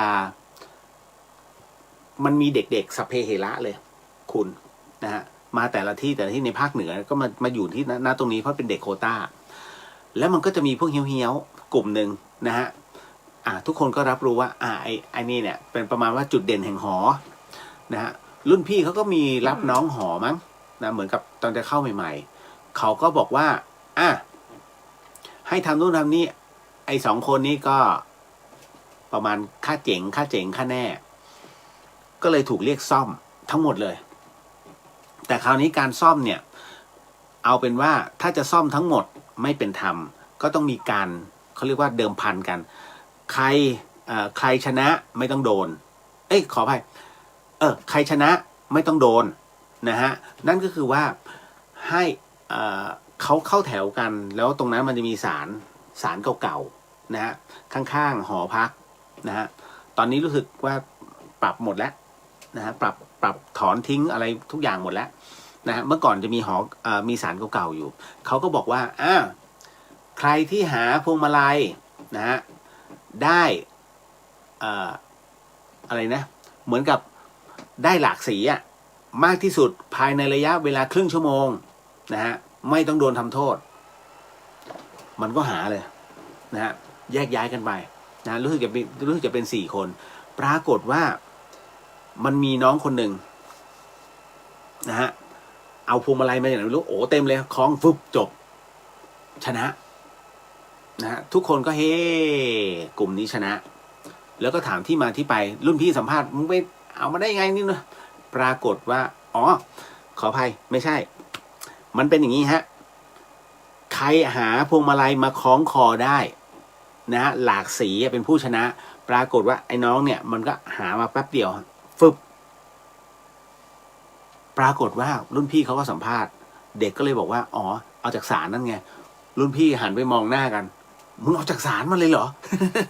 ประมาณนั้นสุดท้ายแล้วเรียบร้อยไม่เป็นตัวของตัวเองหลักวิทยาศาสตร์เรียกว่าเป็นการอุปทานขึ้นมาคนเดียวแต่ชาวบ้านเรียกผีเข้า นะฮะเพราะมันไม่ใช่ตัวของตัวเองมันเริ่มตาขวางมันนี่นู่นนั่นแหละวิ่งมาที่ธรรมสถานฮะผมเลยต้องถามต้นสายปลายเหตุก่อนไม่ใช่อยู่ๆจะมาขอไปมันหยิบไม่ถูกนะฮะเอาไปเนี่ยบางทีเอาพระไปแต่พระก็ช่วยไม่ได้ไม่ถูก ไม่เคยเห็นใช่ไหมฮะคล้องสร้อยคอแล้วไม่สามารถจะช่วยเหลือได้กับพวกที่ผีเข้าเดี๋ยวผมเล่าให้ฟังเรื่องนี้อันนี้นะรู้เหมือนที่เคยเล่าไปแล้วแต่เดี๋ยวเล่าอีกก็ปรากฏว่าให้น้ำมนต์ไปพอให้น้ำมนต์ไปเท่านั้นแหละลดปุ๊บลงไปดิ้นเลยแล้วก็ออกคราวนี้ทุกคนก็อึ้งไงทุกคนก็กลัวไม่มีใครกล้าเข้าไปประคองรุ่นพี่ต้องเข้าไปประคองนะบอกเฮ้ยอย่าเล่นแบบนี้ อย่าไปเอาของศาลมาสุดท้ายเนี่ยต้องขอเข้ามาที่ศาลนะฮะแล้วจากนั้นไม่มีใครยุ่งอีกเลยนะก็ผมก็เข้าไปเมื่อปีที่แล้วมั้งเขาปรับเปลี่ยนภูมิทัศน์ใหม่หมดก็โละศาลนั้นทิ้งนะฮะมาคราวนี้บ้างเหตุเกี่ยวข้องที่บอกว่าพระบางทีท่านก็ช่วยไม่ได้ในเรื่องของผีเข้าอันสืบเนื่องมาจากว่าน้องผมเป็นอัพโหลดเหมือนกันจำได้ไหมที่ผมเล่าให้ฟังนะฮะแล้วเอาของไปบริจาคนี่แหละนะฮะพอตกกลางคืนปุ๊บเขาก็เฮฮาปาร์ตี้กินเหล้ากันนะฮะพอเสร็จนะตรงนั้นไอ้น้องคนเนี้ยที่มันกำลังจะมีอะไรเกิดขึ้นเนี่ยฮะเขาเป็นเจ้าพิธีมาก่อนนะฮะหมายถึงว่าเวลาทำกับข้าวเสร็จปุ๊บต้องให้เจ้าที่กินก่อนนี่นู่นนั่นปรากฏว่าวันนั้นเนี่ยเขากินกันไปจริงๆน้องคนนี้คอแข็งแต่ว่าวันนั้นแปลกกินได้แป๊บเดียวขอกลับไปที่เต็นท์พอกลับไปที่เต็นท์เสร็จปุ๊บเนี่ยภรรยาก็กลับเข้าไปด้วยพอถึงในเต็นท์เสร็จปุ๊บภรรยาเห็นสามีแปลกๆเป็นการบริกรรมคาถานะโมตั้งนะโมนะฮะตั้งนะโมเสร็จปุ๊บเนี่ยภรรยาเขาถามเป็นไรบอกเฮ้ยไม่ไหวแล้วจะสู้ไม่ไหวแล้วน้องที่เป็นภรรยาเนี่ยรีบออกจากเต็นท์มาแล้วก็มาบอกในหมู่ทั้งหมดเฮ้ยมาดูหน่อยนี่เป็นอะไรก็ไม่รู้น้องผมคนหนึ่ง ที่สนิทกันก็เลยเดินเข้าไปในเต็นท์เนี่ยบอกก็ไปสะกิดเฮ้ยเป็นอะไรเป็นอะไรบอกก็ยังได้ยินเสียงท่องนะโมอยู่ฮะนะโมตัสสะภะคะวะโตอะระหะโตสัมมาสัมพุทธัสสะนะโมตัสสะอย่างเงี้ยแบบตลอดเรื่อยๆบอกไม่ไหวแล้วไม่ไหวแล้ว พอสิ้นแบบไอ้นี่ก็สงสัยไม่ไหวอะไรมึงจะเป็นอะไรมึงจะเป็นอะไรไปหาหมอไปหาหมอไม่ไหวไม่ไหวไม่ไหวเสร็จปุ๊บจากเสียงคนที่เป็นเสียงปกติฮะคุณมันเป็นเรื่องที่แปลกนะเสียงปรับเปลี่ยนทันทีฮะเป็นเสียงของผู้ชายแก่นะฮะเป็นเสียงผู้ชายแก่แบบนะฮะแล้วก็พูดอีกแบบเลยนะฮะไปแล้วกูจะไปแล้วกูจะไปแล้วเฮ้ยเดี๋ยวนี้ไอคนประคองก็เริ่มตกใจแล้วจะไปไหนจะไปไหนอยู่ๆเขานั่งลุกขึ้นมานั่งไอ้น้องคนเนี้ยเขาคล้องครุฑอยู่ที่คอเลยถอดอารัธนาเสร็จปุ๊บคล้องปุ้มนะฮะพุทธังอารัธนานังธรรมังอารัธนาสังฆังอารัธนานังเสร็จปุ๊บคล้องคอปุ้มไอ้น้องคนเนี้ยกลับมาดีเลยฮะบอกเฮ้ยเอ้าและไอ้คนที่คล้องคอแบบเมื่อกี้บอกจะไปไหนไม่รู้บังคับตัวเองไม่ได้เลยนะไม่รู้เนี่ยมันเป็นอะไรไม่รู้มันเหมือนมันมีคนอยู่ข้างในเสร็จปุ๊บหน้ามันก้มลงฮึบเสียงเปลี่ยนอีกแล้วไปแล้วไปแล้วไปแล้วไอ้ท่านตกใจเฮ้ยจะไปไหนจะไปไหนลุกออกนอกเต็นท์ไอ้นี่ก็ตามไปนะฮะพอเสร็จปุ๊บมีอีกคนนึงอ่ะเดินเข้ามานะฮะคนนี้เป็นเรียกว่าเป็นพ่อเลี้ยงเขาเดินมาตึกเสร็จปุ๊บมีพระสมเด็จอยู่อารัธนาเลยพุทธังอารัธนานังธรรมังอารัธนาสังฆังอารัธนาเสร็จปุ๊บเอาพระสมเด็จคล้องคอฟึ่มพอคล้องคอไปปรากฏว่าไอ้น้องคนนี้ก็ดีขึ้นนะฮะเสร็จปุ๊บโอเคดีขึ้นแล้วดีขึ้นไม่ถึง5 นาทีฮะก้มลงไปแล้วเราไปแล้วมึงจะไปให้ได้เลยไอ้2 คนก็ตกใจเฮ้ยทำไมพระยังเอาไม่อยู่ทั้งที่แบบพระทั้งพญาครุฑทั้งสมเด็จก็ยังเอาไม่อยู่สุดท้ายเสียงเปลี่ยนฮะเสียงเป็นคนแก่เลยก็เลยต้องจับกันพยุงขึ้นไปขึ้นรถไปโรงพยาบาลน่านปรากฏว่าไปเรื่อยๆไปเรื่อยไปหลุดตรงหน้าโรงพยาบาลแล้วก็พาน้องคนนี้ไป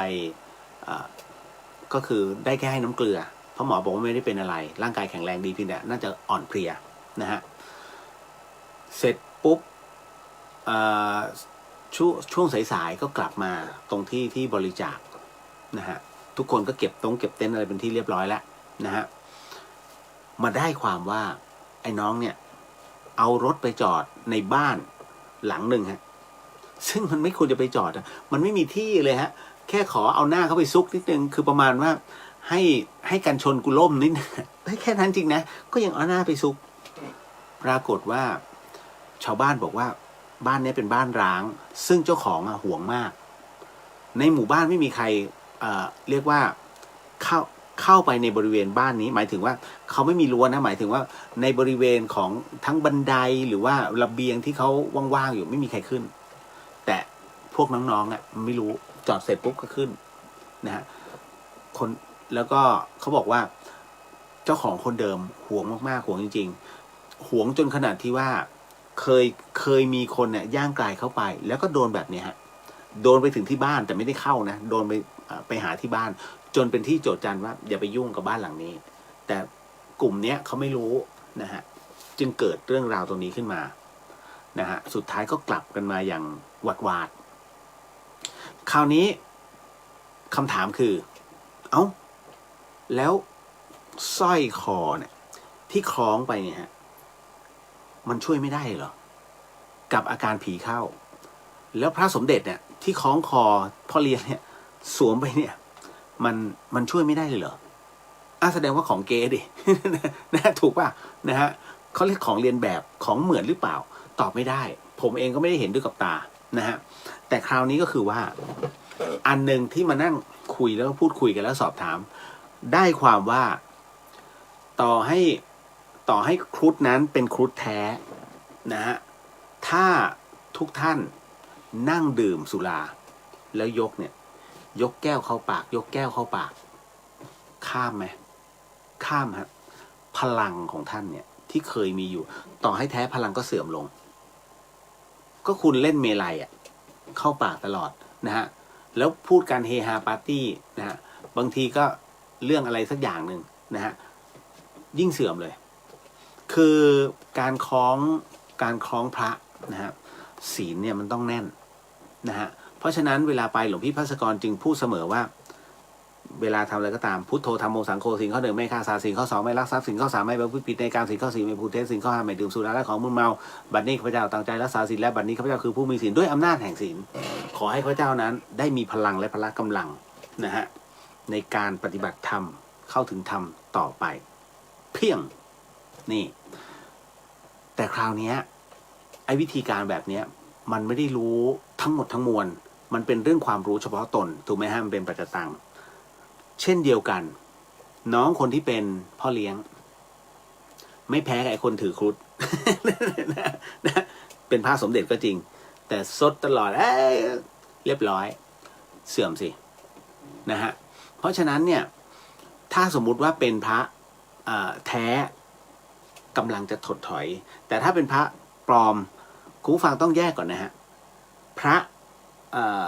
เขาเรียกว่าพลังที่มีในพระเครื่องเนี่ยนะไม่ใช่ว่าเป็นพระปัจจุบันแล้วไม่มีพลังนะฮะเป็นพลังแห่งการบริกรรมพลังของจิตของผู้ที่เป็นผู้เป็นเจ้าพิธีนะฮะนั่นคือตามกำลังของจิต ในการบริกรรมอัดพลังบุญลงไปนั่นแหละครับตามกำลังต่อให้เป็นพระสมเด็จถ้าไม่ทันสมเด็จโตถามว่าจริงไหมก็จริงก็คือพระนะฮะแต่พลังอาจจะเป็นพลังที่ไม่ถึงเขาเรียกว่าไม่ถึงสมัยท่านอาจจะเป็นพลังของพระรุ่นใหม่สมมุติว่าองค์นี้สร้างขึ้นในปี07สมมุติว่า07นะ07ไม่ทันอยู่แล้วไม่ทันสมเด็จโตนะครับแต่เป็นพระใหม่ซึ่งปลุกเสกจากครูบาอาจารย์ก็มีพลังนะฮะหลวงพี่ภัสกรเนี่ยพระอาจารย์ภัสกรภูริวัฒโนเนี่ยเวลาท่านไปตลาดพระนะฮะทุกครั้งที่ท่านไปเนี่ยพระที่ท่านได้มามีทั้งพระแท้และพระไม่แท้นะฮะแต่เป็นพระจริงๆนะพระเครื่องนะทำไมจึงเป็นเช่นนั้นก็เพราะว่าพระที่ท่านได้มาเนี่ยนะฮะเป็นสมมตินะครับ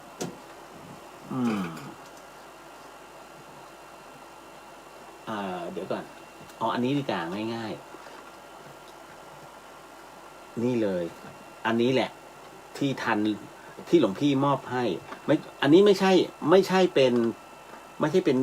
พระเครื่องนะฮะแต่ว่าเป็นภาพเหมือนพระเครื่องนี่ฮะ2542นี่พระภัสกรให้ไว้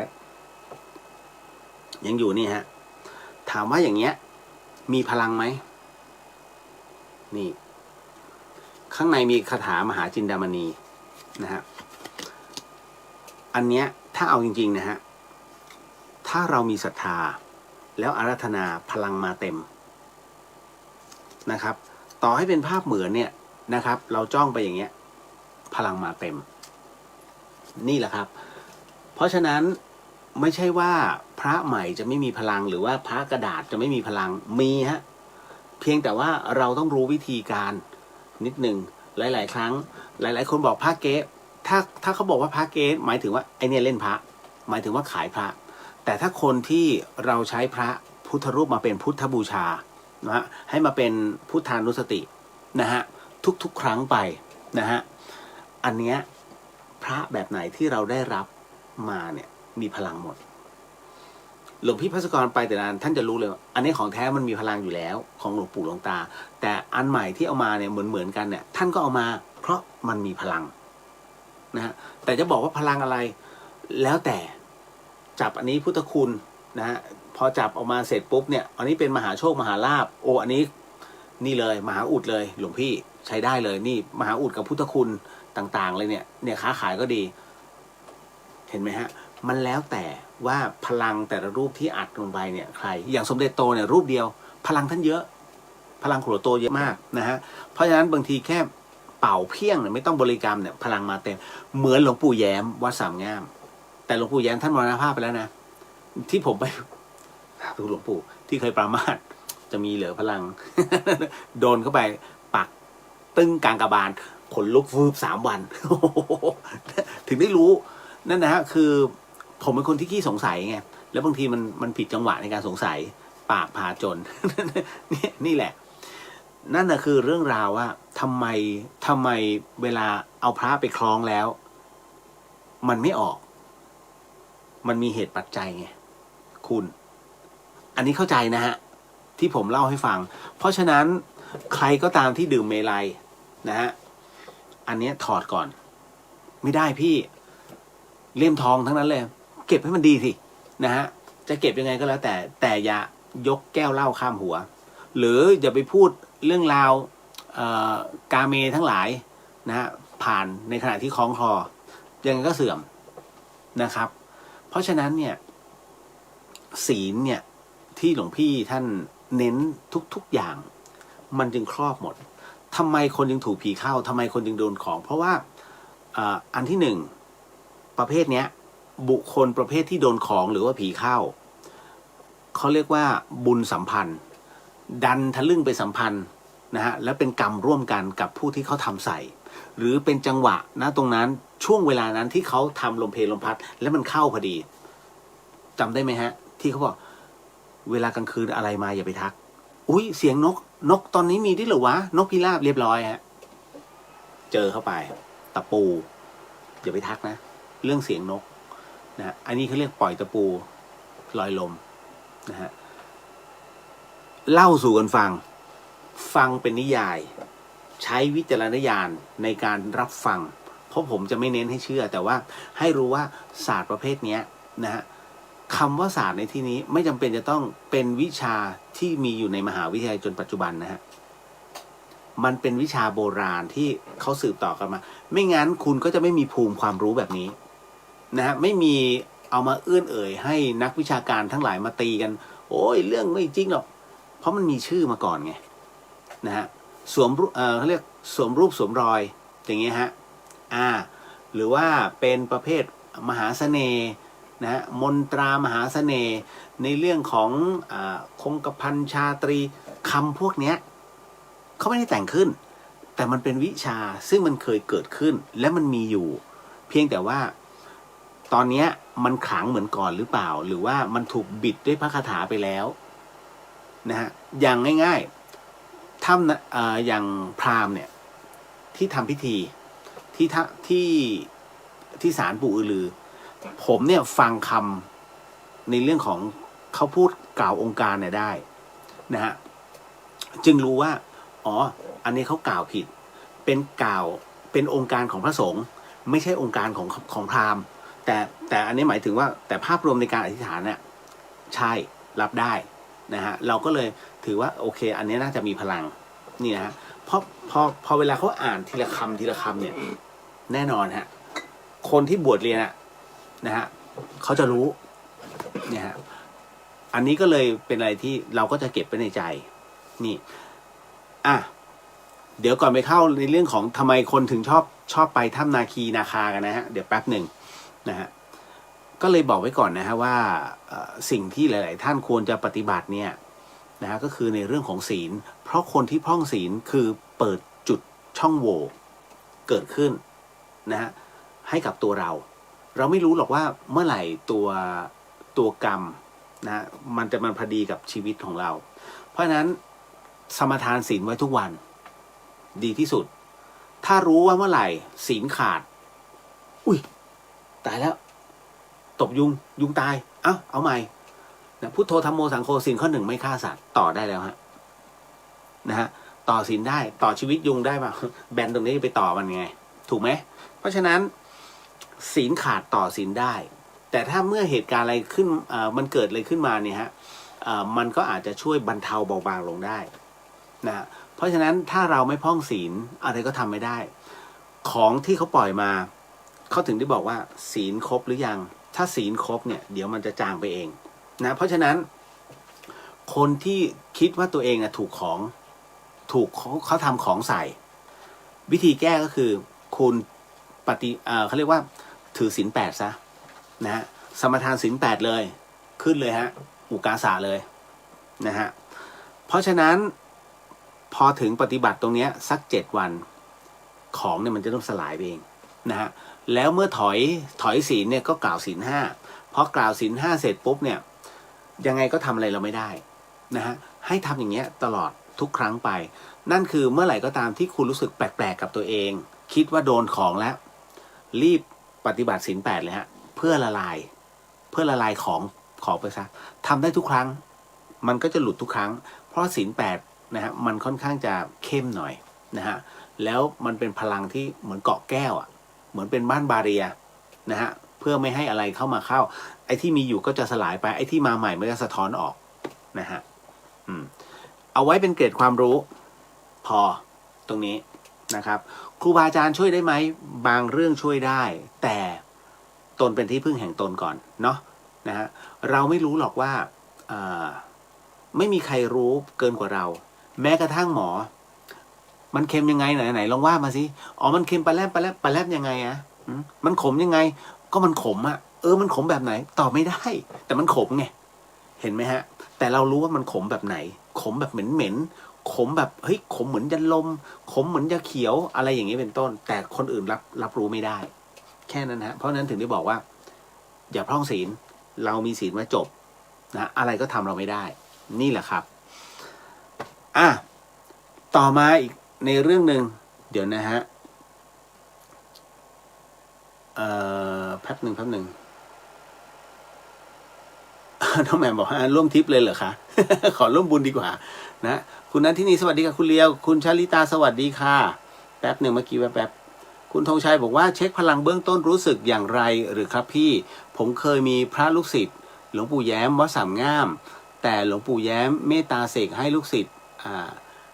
ที่ไปพบมาพี่ที่ปฏิบัติธรรมลูกศิษย์ของหลวงพ่อจรัญบอกว่าพลังแรงมากตอนนั้นก็ไม่เข้าใจว่าพลังจากอะไรครับพอจิตเราไปสัมผัสแล้วต้องรู้สึกอย่างไรบ้างครับพี่เหลียวคืออย่างนี้ จะสังเกตว่าหลวงปู่แย้มเนี่ยท่านสืบวิชา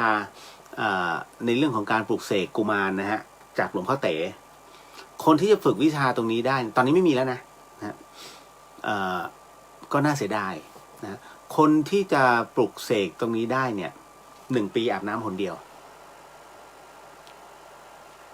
จริงๆฮะ1 ปีอาบน้ำหนเดียวนะฮะแล้วอาบน้ำเนี่ยผมไม่แน่ใจว่าวันปีใหม่หรือว่าปีใหม่สากลหรือปีใหม่ไทยน่าจะเป็นปีใหม่ไทยมากกว่า1 ครั้งเท่านั้นเลยฮะแต่ทุกครั้งที่ไม่ได้อาบน้ำเนี่ยกลิ่นกายจะหอมนะฮะเพราะฉะนั้นเนี่ยวันที่ผมไปกับหลวงพี่ภัสกรเนี่ยท่านก็นั่งอิงอยู่นั่งขัดสมาธิอิงอยู่ท่านก็ผิวพรรณท่านดีมากนะแต่หลวงปู่ไม่ค่อยใส่ใจท่านก็มองซ้ายมองขวาผมก็นึกในใจแล้วบอกผมก็กระซิบกับหลวงพี่ภัสกรตรงหน้าประตูไงนะหลวงพี่หลวงปู่ไม่ใส่ใจเราเลยว่ะเนี่ยแล้วเนี่ยดูทีแต้มกุมารแต่ละตนเขาจะมีพลังไหม เพราะคือผมประเภทถ้าพูดอย่างนี้คือประมาณนะกระชั้นแหละ ต่อหน้าเลยผมไม่มานินทารับหลังผมพูดจะมีพลังเนี่ย กะว่าให้หลวงปู่สนใจหน่อยพอเสร็จปุ๊บมันก็มี2 คิวผ่านไปเป็นคิวผมนะฮะมีไหมเนี่ยตรงนี้กุมารหลวงปู่แย้มเดี๋ยวก่อนผมไม่มั่นใจมันเคยมีอยู่ตรงนี้แต่ว่าผมมีตัวเล็ก4 ตัวแล้วก็หลวงพี่ก็มีตัวรุ่นของหลวงปู่แย้มเนี่ยประมาณ 4-5 ตัวยังมีอยู่นะที่ธรรมสถานคราวนี้พอถึงตรงนั้นเสร็จปุ๊บเราก็เอาตั้งก็ทำใจแล้วเพราะเห็นหลวงปู่มันเมินไงหลวงปู่ก็จะเอานิ้วจิ้มไปที่ตลับแป้งแล้วก็จะเจิมหน้ากุมารเสร็จผมก็ลงกราบเรารู้แล้วว่าก็คงจะเจิมแค่ขอไปทีก็กราบเสร็จปุ๊บ3 ทีกำลังจะเงยหน้าขึ้นมายกกับหลวงพี่บอกไอ้นี่ก้มหัวทำไมหลวงพี่ก้มหัวกูบอกให้ก้มหัวผมก็ก้มหัวนะหลวงปู่ก็เอาสมมุติมันก็จะเป็นคล้ายๆกับดินสออย่างเงี้ยนะฮะเป็นปากกาแต่ว่าหัวมันเป็นเหล็กนะอันนี้มันดินสอนะหัวมันเป็นเหล็กไอ้อันเนี้ยเขาเรียกว่าเอาไว้จานยัน นะฮะที่แผ่นทองคำหรือว่าแผ่นทองอะไรทั้งหลายเนี่ยจานเป็นรูปยันอะไรต่างๆนะฮะแล้วแต่มหาอุดอะไรก็แล้วแต่นะฮะหลวงปู่ท่านก็ไม่รู้นึกยังไงท่านก็จดขึ้นมาอย่างเงี้ยพอหลวงพี่ตะโกนผมก็ก้มหัวพอแค่ก้มหัวคุณหลวงปู่เอาแค่กดนิดเดียวฮะปึ๊กแค่กดนะโอ้โหอย่างกับไฟดูดขนลุกปึ๊บเลยหนังหัวแบบเย็นวาบหลังหัวอันนี้เขาเรียกพลังคือท่านเนี่ยเป็นพระที่เรียกว่าผมไม่รู้จักท่านมาก่อนไงผมก็เลยไม่รู้ก็คิดว่าท่านก็คือหลวงปู่หลวงตาทั่วๆไปแต่ไม่ใช่ท่านเป็นพระที่มีพลังในเรื่องของการอธิษฐานหรือว่าในเรื่องคือพลังบุญของท่านเยอะมากแค่ท่านจิ้มโอ้โหคุณเลยแล้วค่อยๆลากโอ้โหเป็นอักขระน่าจะเป็นตัวเป็นตัวนะน่าจะเป็นตัวนะถ้าเท่าที่ท่านลากนะนะกับโอมนั่นแหละก็คือมันก็คือย่อมาจากนะโมพุทธายะแหละเพียงแต่ว่าตอนนั้นเรายังไม่รับรู้แต่รู้อย่างเดียวว่าพลังเยอะมากพอเสร็จปุ๊บคุณเนี่ยผมเนี่ยขนลุกอยู่3 วัน พลังไม่เสื่อมเลยผมพอถึงตรงนั้นเสร็จปุ๊บผมก็เลยก้มกราบโอ้ยสาธุครับขอโหสิครับหลวงปู่รู้เลยครับผมจะไม่ปามาสเลยครับผมจะไม่ขอโหสิครับหลวงปู่ก็เลยยกอันนี้ว่าในใจนะผมไม่ได้เอื้อนเอ่ยขอโหสิอ้าปาก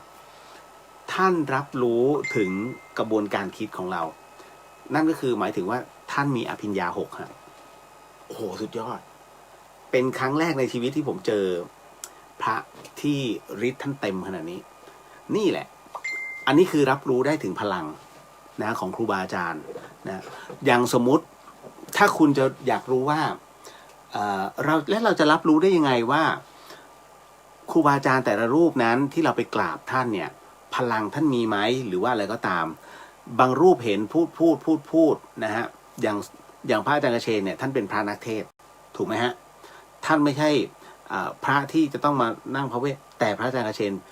ท่านเป็นศิษย์มีครูนะฮะท่านเป็นศิษย์หลวงพ่อโป่งวัดคุ้งตะเคียนพระอาจารย์เนี่ยเวลาท่านลงปลุกเสกท่านไม่ค่อยปลุกเสกยกเว้นว่าถ้าท่านอยากจะอธิษฐานสมมุติเนี่ยผมพระอาจารย์เมตตาหน่อย ท่านก็อธิษฐานโอ้พอจับพลังนี้มันขึ้นหมดเลยนะฮะคือประมาณว่าขนลุกเหมือนกันนะเพราะฉะนั้นเวลาท่านไปแต่ละที่เวลาครูบาหรือว่ามนต์พิธีต่างๆครูบาอาจารย์รูปใดที่นำขึ้นมาเริ่มเข้ากรรมฐานตั้งนะโมตัสสะแค่ขึ้นนะแล้วคุณขนลุกเมื่อไหร่ให้รู้เลยแล้วคุณไม่ได้ปวดขี้เป็นพลังที่ท่านแผ่ไปมันเป็นพลังบุญมันเป็นพลังของท่านแห่งความเมตตาเนี่ยนะฮะที่ส่งไปถึงลูกศิษย์ลูกหาหรือว่าคนที่ใช้ผัสสะทั้งหมดได้รับรู้รับฟังจะขึ้นคุณน้อมเลยฮะสุดจิตสุดใจตรงนั้นแหละแล้วมันเหมือนกับบางอย่างจะครอบคุณเอาไว้นั่นแหละฮะมันจะทำให้คุณได้เจริญกรรมฐานนะนี่คือเราสามารถรับรู้ได้แต่บางท่านก็อาจจะไม่ได้รับรู้เพราะว่ามันเกิดจาก1เรานอบน้อมจริงไหม2ในเรื่องของเราศรัทธาจริงไหมหรือว่า3เรามาแค่เรามาต้องดูนะฮะต้องดูแต่ละตนต้องดูแต่ละคนว่าที่ไปเนี่ยมีวัตถุประสงค์แค่ไหนฉันอยากไปขออย่างเดียวเลยอย่าลืมนะฮะถ้าไปขออย่างเดียวแล้วไม่รู้จักให้ไม่มีทางเช่นเดียวกับเพื่อนฮะคุณมีเพื่อนคุณขอเพื่อนอย่างเดียวก็ไม่ได้ถ้าคุณไม่รู้จักให้คืนกับเพื่อนบ้างนะฮะคุณไม่ใช่เพื่อนที่แท้จริงมันต้องเขาเรียกเพื่อนด้วยกันมันต้องเอื้ออาทรซึ่งกันและกันเหมือนกันเวลาเราไปกราบครูบาอาจารย์เราก็ต้องเอื้ออาทรซึ่งกันและกันท่านเมตตาเราก็ช่วยเหลือบางอย่างท่านก็แค่นั้นเองนะฮะของฟรีไม่มีในโลกนะครับนี่แหละอันนี้บอกเอาไว้มันจะมีเกี่ยวเนื่องเกี่ยวข้องทั้งหมดทั้งมวลนะฮะคุณวริศนันท์นะฮะสวัสดีค่ะสวัสดีฮะ นะครับต่อมาอ้วนนะฮะพี่เลียวสวัสดีปีใหม่นะครับพี่เลียวไม่ได้เข้ามาเลยครับขอให้พี่เลียวหล่อๆรวยๆนะครับร่างกายแข็งแรงเดี๋ยวเข้าไปที่ไหนเข้าไปที่ปั๊มพี่ก็เข้าไปยังเติมเลยก่อนไปบึงการพี่ยังเติมน้ำมันเต็มถังเลย นะฮะพี่อุทิศน้องขอบพระคุณค่ะคุณเลียวสำหรับสาระดีๆเจ้าค่ะสาธุครับพี่คุณป้าบอกว่ารายงานตัวคุณเลียวสวัสดีชาวเดอะเฮียนค่ะสาธุครับนะฮะแล้วก็มาคุณเบนบอกว่ากำลังอินเลยค่ะตอนพี่บอกว่าพอท่านเริ่มสวดแล้วขนลุกนะแต่พอบอกว่าไม่ได้ปวดขี้นี่ ขำพุ่งเลยค่ะ นะเอาล่ะคุณมิตรชัยสวัสดีครับพี่เลียวสวัสดีครับผมนะฮะคุณเมธศิษย์สวัสดีครับพี่เลียวสวัสดีครับผมเสือขาวสวัสดีปีใหม่ครับไอ้บ่าวคิดถึงนะครับเสือขาวสนใจไหมทิปอิ่มบุญเดี๋ยวส่งข้อความไปเนาะนะฮะ นะฮะกบโอ้โหสวัสดีครับพี่เลียวสวัสดีปีใหม่ฮะกบหายไปเลย คิดถึงอย่าทิ้งกันฮะกบนะฮะเอาละต่อมานะฮะอันนี้เก็ตแล้วเนาะเป็นเรื่องราวของเขาเรียกว่าความเป็นเรื่องราวของกระแสของจิตที่เราส่งไปให้นะฮะแล้วอย่างหนึ่งก็คือว่าเวลาพระท่านให้ผมสังเกตหลายครั้งอุบาสิกาเวลารับของจากพระนะฮะให้รับ2 มือยกเว้นว่าท่านบอกไม่เป็นไรมือเดียวก็ได้อันนั้นรอให้ท่านอนุญาตก่อนแต่โดยจริงๆแล้วทำไมต้องรับ2 มือเพราะว่าเป็นเปรียบเสมือนดอกบัวนะฮะเวลาเรารับของจากครูบาอาจารย์นะให้ป้องมือนะไม่ใช่แบอย่างนี้หลายคนก็แบนะแต่ว่าป้องไว้ก่อนแต่ว่าพอเป็นหนังสือเสร็จปุ๊บเนี่ยพอของจะตกค่อยแบอย่างเงี้ยนะฮะไม่รู้สิ มันเป็นทริคทั้งหมดทั้งมวลเนี่ยที่ต้องค่อยๆบอกนะฮะเรื่องราวของพลังหลายๆท่านก็อยากจะรับรู้ว่าฝึกแบบไหนก็เสียดายที่ว่าคืออย่างนี้สารคดีเขาเคยมาทำนะว่าอันนี้เขาไปที่ลำปางแล้วเขาบอกว่าการจับพลังของพระเครื่องหรืออะไรก็ตามเนี่ยมันเป็นศาสตร์ท้องถิ่นหรือว่าพื้นถิ่นแต่เอาเข้าจริงๆแล้วเนี่ยผมก็ไม่รู้ว่าเราเองก็มาเป็นได้อย่างไรนะฮะก็ได้จากครูบาอาจารย์ที่ท่านประสิทธิ์ประสาทวิชาให้นะฮะในขณะเดียวกันมันก็ไม่ใช่ผมแค่คนเดียวที่ทำได้มันก็ยังมีอีกเยอะที่ผมก็เห็นว่าหลายๆท่านก็ทำได้นะก็ถือว่าน่าจะเป็นการที่เผยแพร่อย่างแพร่หลายแล้วล่ะนะฮะว่ามันเรื่องราวแบบนี้แต่เซียนพระไม่รับรองฮะแต่จะบอกว่าอันที่หนึ่งก็คือว่าที่เซียนพระไม่รับรองเพราะว่าไม่ใช่ว่าทั้งหมดทั้งมวลนั้นเซียนพระจะไม่รู้นะเซียนพระก็คือกลุ่มคนซึ่งรวมตัวกันเป็นผู้ที่ทำการค้าหลายๆที่เขาก็จะมีเป็นกลุ่มที่แชร์ในเรื่องของจะบอกว่าเป็นแก๊งสำหรับค้าขายโดยมันก็ไม่ใช่หรอกเพราะบางท่านเขาก็ทำของเขาอย่างบริสุทธิ์ใจแต่บางอันเนี่ยเขาก็มีฮะ มีนิดนึงนะในทางที่ไม่ดีแต่ทั้งหมดทั้งมวลเนี่ยไม่อยากจะให้หลายๆคนคือดูพระให้เป็นศิลปะนะฮะแล้วก็เป็นพุทธบูชาดูพระอย่านำมาเป็นเรื่องของการค้าเพราะว่ามันไม่เหมาะการตั้งราคาพระพุทธเจ้าไม่ถูกต้องนะฮะอันนี้บอกไว้ก่อนเนาะเตือนเอาไว้เอาละมาเข้าสู่เรื่องราวคุณธงชัยขอบพระคุณมากครับพี่เลียวที่อธิบายพอพี่เลียวอธิบายรายละเอียดผมนึกถึงตอนที่มีโอกาสได้ไปกราบหลวงปู่บุญยฤทธิ์ที่สำนักสวนทิพย์กับตอนเด็กๆที่คุณพ่อพาไปกราบหลวงพ่ออุตตมะผมรู้สึกถึงความเย็นจิตเย็นใจนะฮะแบบบอกไม่ถูกเลยครับเป็นความประทับใจถึงทุกวันนี้อย่างของหลวงปู่บุญยฤทธิ์ที่สวนทิพย์เนี่ยผมก็ไปสองครั้ง3 ครั้งครั้งที่3เนี่ย จริงๆมันเยอะกว่านั้นนะเพราะครั้งที่3เนี่ยไปกับคุณแม่ผมเลยที่เป็นก่อนแม่เป็นอัลไซเมอร์นะฮะก่อนที่ระบบเขาเป็นโรคสมองเสื่อมก่อนที่ระบบสมองจะเสื่อมแบบเนี้ยผมพาไปที่สวนทิพย์แล้วเป็นจังหวะที่หลวงปู่บุญยฤทธิ์นั้นกลับจากโรงพยาบาลพอดีคือรถพยาบาลมาจอดเทียบอ่ะแล้วก็แบกท่านมาที่กุฏิยังถ่ายรูปอยู่เลยนะฮะก็ยังโพสต์อยู่ในเพจอยู่เลยนั่นนะฮะอันนั้นก็ด้วยส่วนหลวงพ่ออุตตมะผมไปกราบท่านเนี่ยในสมัยมหาวิทยาลัยอันนั้นแค่อยากไปเที่ยววัดวังวิเวการามเพราะฉะนั้นไอ้ส่วนของแม่น้ำลันตีคลองมอนไอ้สะพานมอนสมัยก่อนน่ะแค่หลับตาก็จะรู้แล้วเพราะผมเที่ยวเมืองการบ่อยมากเพราะพี่ชายผมอะอยู่ที่เขื่อนศรีเขาเรียกเขื่อนเจ้าเนนนะฮะแล้วก็แล้วหลังจากนั้นเสร็จปุ๊บเนี่ยเขาก็จะไปยังสังขะไปเขาแหลมไปหมดผมก็ไปเขาตอนแรกอยู่ท่าทุ่งนาก่อนเขื่อน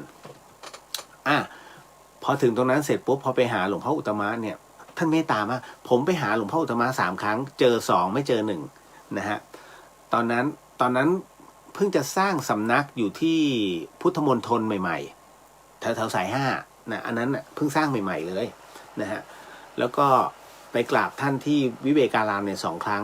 ยังได้ประคำมาหลวงพ่อยังคล้องให้ผมก็ไม่รู้หรอกว่าหายไปแล้ว เราก็ไม่คือได้จากมือท่านเลยนะนั่นแหละจนมารู้ว่าท่านเป็นพระดังเพราะตอนนั้นสมัยมหาลัยผมไม่ได้สนใจบอกแล้วไม่ค่อยสนใจนะฮะก็ได้มาก็คือได้มาจนกระทั่งมารับรู้ว่าท่านเป็นเกจิโอ้โหตายเสียดายจนทุกวันนี้เป็นกรรมประคำหลวงพ่ออุตตมะ นะฮะพบหมดแล้วดีจังนะฮะตอนนั้น ต่อมาคุณจินชาบอกว่ารู้สึกดีมากเลยค่ะเวลาที่พระอาจารย์คเชนท่านเมตตาให้พรเวลาถวายปัจจัยทายทานซาบซึ้งใจมากท่านให้พรไปถึงเจ้ากรรมนายเวรของคุณพ่อแม่รู้สึกดีตรงนี้มากเพราะทุกครั้งที่ทำบุญอยากให้พ่อแม่ได้บุญด้วยนะกับตรงนี้ท่าน cover มากฮะพระอาจารย์คเชนนะฮะสิทธิกิจจังสิทธิกัมมังนะฮะเดี๋ยวนะฮะหมายถึงผมครับไม่ได้เข้ามาอ๋อ แล้วไปอ้วน มาเข้าสู่เรื่องราวบางเรื่องก่อนนะฮะอันนี้ไปแล้วเนาะนะฮะเรื่องของจิตวิญญาณเรื่องของผีสางก็อธิบายให้ฟังไปแล้วนะฮะแล้วเรื่องราวของพระเครื่องมันก็เกี่ยวข้องทั้งหมดทั้งมวลเพราะฉะนั้นคุณผู้ชายทั้งหลายถ้าคล้องพระอยู่ถ้าจะไปดื่มน้ำเมาหรือว่าจะทำอะไรก็แล้วแต่ถอดออกก่อนนะฮะนะครับเพราะไม่งั้นพลังจะเสื่อมลงแล้วก็มีน้องถามน้องถามว่าพระเสื่อมสามารถเรียกพลังกลับคืนมาได้ไหมรวมถึงที่พระที่แตกหักนะฮะทำได้เองด้วยคุณสวดบทโพชฌงคปริตไป9 จบนะฮะเดี๋ยวพลังท่านจะกลับมาเองนะครับเหมือนกันกับพระหักผมมักจะบอกเสมอคนเนี่ยแปลกอย่างวันที่ได้พระมาดีใจแต่เมื่อไหร่ที่พระตกแตกหรือถูกไฟไหม้จะเอาพระมาทิ้งนี่ตกลงว่าเราศรัทธาที่ไหนกันแน่ความสมบูรณ์ของพระเพราะหลายๆคนคุณจะสังเกตว่ามีคนบอกเสมอว่าเฮ้ยพระหากพระอะไรแบบเนี้ยนะฮะเขาไม่เอาเข้าบ้านมันเป็นสิ่งไม่ดีถ้าผมเจอผมว่านี่แน่ใครบอกมึง นะใครบอกมึงนะฮะพระก็คือพระนะฮะทั้งหมดทั้งมวลย่อมมีการเปลี่ยนแปลงสสารย่อมมีการเปลี่ยนแปลงเสมอฮะดังนั้นเช่นกันคุณจะให้พระสดสวยอยู่เหมือนกับที่ได้มาใหม่ๆเป็นไปไม่ได้บางครั้งมันก็มีบ้างแตกหักแต่ถามว่าน่ากลัวเหรอไม่ใช่นะฮะทั้งหมดทั้งมวลเนี่ยคุณตั้งค่าทั้งนั้นเลยนะฮะคุณตั้งค่าและวาดหวังคราวนี้แค่ทำให้ท่านกลับมาเหมือนเดิมทำได้ไหมถ้าคิดว่าทำไม่ได้ไม่เป็นไรคุณหาผ้าเหลืองค่อยๆพันรอบท่านนะฮะแค่นั้นแล้วก็สวดบทโพชฌงค์เพราะซ่อมไม่ได้เมื่อซ่อมไม่ได้ไม่เป็นไรให้ท่านอยู่ในจีวรจบตึ้งนี่ฮะ แล้วถ้าพระเล็กๆที่แตกหักจะทิ้งเหรอถ้าพระสมเด็จคุณจะทิ้งไหมสมเด็จทุกรุ่นเลยอ่ะแค่ครึ่งเดียวก็ล่อไปกี่ล้านแล้วยังทิ้งไหมมีทิ้งโถเอ้ยเนี่ยนับภาษาอะไรเนี่ยคือคำของคนแต่ท้ายที่สุดคุณจะทัดทานเสียงแบบเนี้ยไม่ได้เสียงแห่งเขาเรียกว่าการอคตินะที่มีต่อเราแบบเนี้ยคุณทัดทานไม่ได้เลยเพราะมันเป็นสังคมแวดล้อมนะฮะยาซี่ยาไอ้นู่นไอ้นี่นั่นนี่อย่าวอกแวกนะเวลาจะปฏิบัติธรรมห้ามวอกแวกเด็ดขาดนะฮะต่อมาพี่เดียวพอดีเจอลุงคนหนึ่งแกบอกว่าไม่นับถืออะไรเลยแกเชื่อในตัวเองแกเชื่อในความดีที่แกทำดังนั้นแกจึงไม่เชื่อพระสงฆ์ที่เป็นอยู่เพราะพระสงฆ์นั้นมีข่าวเสียหายทุกวันแบบนี้จะเข้าข่ายเป็นมิจฉาทิฏฐิไหมครับมีนะฮะเยอะเลยนะที่กูเป็นคนที่ไม่มีศาสนาผมมาโดนประจำใครรู้ไหมกับผล เฮ้ยอย่าว่ากันนะป๋องนะฮะคือป๋องจะบอกเสมอว่ามันเป็นคนที่ไม่มีศาสนากูเป็นคนที่ไม่มีศาสนานะแต่กูเชื่อมั่นในความดีนะฮะเพราะฉะนั้นอะไรก็ตามที่เป็นความดีกูทำหมดป๋องเป็นคนนั้นจริงนะป๋องเป็นคนที่ช่วยเหลือคนเป็นป๋องกับพลเนี่ยเป็นคนที่มีเมตตามากช่วยเหลือทุกอย่างนะฮะแต่ต้องรู้ใจเขานะฮะเวลาเขาต้องทำแบบนั้นแบบนี้แต่ถามว่าเขาถือศาสนาไหมเขาไม่ถือเพราะว่าเขา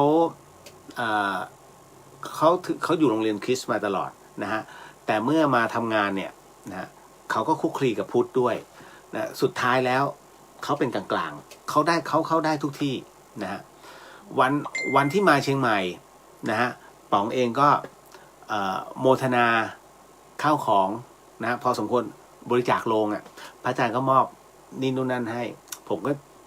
สะกิดพระอาจารย์ป๋องไม่มีศาสนา แต่พระอาจารย์ท่านก็พระอาจารย์วิศวะท่านก็เอ็นดูไอ้ป๋องผมเป็นครั้งแรกที่ผมเห็นป๋องมันก้มกราบพระ โอ้โหก้มกราบพระอาจารย์วิศวะเจ๋ง นะฮะคืออย่างนี้ฮะผมจะบอกก่อนจริงๆว่าถามว่าเป็นมิจฉาทิฏฐิไหมคุณต้องเข้าใจคำนี้ก่อนคำว่ามิจฉาทิฏฐิมิจฉาคืออะไรฮะมิจฉาคือความผิดคือความวิปริตคือความคิดที่มันเข้าข้างตนน่ะส่วนคำว่าทิฏฐิหมายถึงความเห็นเพราะฉะนั้นมันจึงแปลว่าความเห็นผิด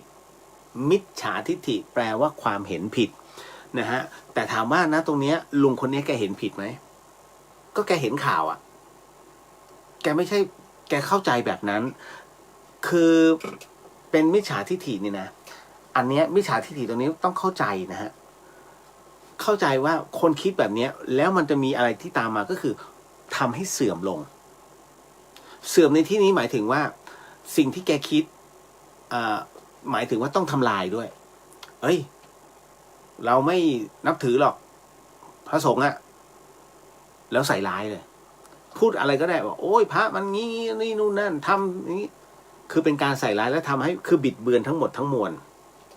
อันนี้ถือว่าเป็นมิจฉาทิฏฐินะฮะไปเชื่ออะไรมากมายนี่นะเห็นไหมอันนี้คือทำให้คนอื่นเข้าใจผิดไปด้วยแล้วเกิดความเสื่อมเกิดขึ้นอันนี้ถึงเรียกว่ามิจฉาทิฏฐิเพราะฉะนั้นเนี่ยมันจะอยู่ในของกฎเกณฑ์ของการที่ปฏิบัติแบบไม่สร้างสรรค์มิจฉาทิฏฐินะฮะแต่คราวนี้ก็คือว่ากรณีของคุณลุงคนนี้แกก็บอกว่าแกเชื่อมั่นในตัวเองแกเชื่อมั่นในความดีแกเชื่อมั่นในการกระทำสิ่งที่ดีนี่คือตัวที่ยึดในเจตคติของเขานี่คือความดีนะฮะนี่คือบุญของเขาดังนั้นความดีในการประพฤติดีปฏิบัติดีจึงเป็นเหตุแห่งการยึดเหนี่ยวไม่ใช่มิจฉาทิฏฐิถึงแม้ว่าเขาอาจจะไม่นับถือพระสงฆ์นะฮะมันก็ไม่ได้เกี่ยวว่านี่คือมิจฉาทิฏฐิดังนั้นเมื่อแกเอาความดีเป็นสรณะจบแล้วฮะแต่ถามว่าแล้วมันจะไปถึงไหนผมเคยพูดเอาไว้ในรายการเนี่ยนานมากคนที่บอกว่าข้าเท่ข้าเป็นคนที่ไม่มีศาสนาส่วนใหญ่วัยรุ่นจะเป็นไม่มีข้าไม่มีศาสนาหรอกนะฮะอยากทำอะไรก็ทำนะฮะแต่ส่วนใหญ่ทำชั่วมากกว่าทำดีไงถ้าอย่างเนี้ยเมื่อจิตสุดท้ายหลุดไปปึ้งเรียบร้อยฮะไปไหนก็ไม่รู้เพราะอะไรเพราะมันไม่มีตัวยึดเหนี่ยว คุณลุงยังมีความดีเป็นตัวยึดเหนี่ยวนะฮะตัวสิ่งที่เขาทำนะฮะเป็นเรื่องของความสุขใจเพราะฉะนั้นตัวนี้เป็นบุญต่อให้ไม่เชื่อเรื่องนรกสวรรค์แต่ท้ายที่สุดแล้วเขาจะไปที่สุขติภูมิแล้วตรงนั้นเขาจะเชื่อเพราะมันมีอีกหนึ่งเรื่องราวแต่ในขณะเดียวกันคนที่บอกว่าค่าเท่นะฮะค่าใช้ชีวิตอย่างสนุกสนานบุญไม่ทำกรรมสร้างสารพัดไอ้อย่างเงี้ยพอตายปุ๊บเรียบร้อยฮะมันเคว้งเพราะมันไม่มีอะไรยึดเหนี่ยวมันจะกลายเป็นลูกโป่ง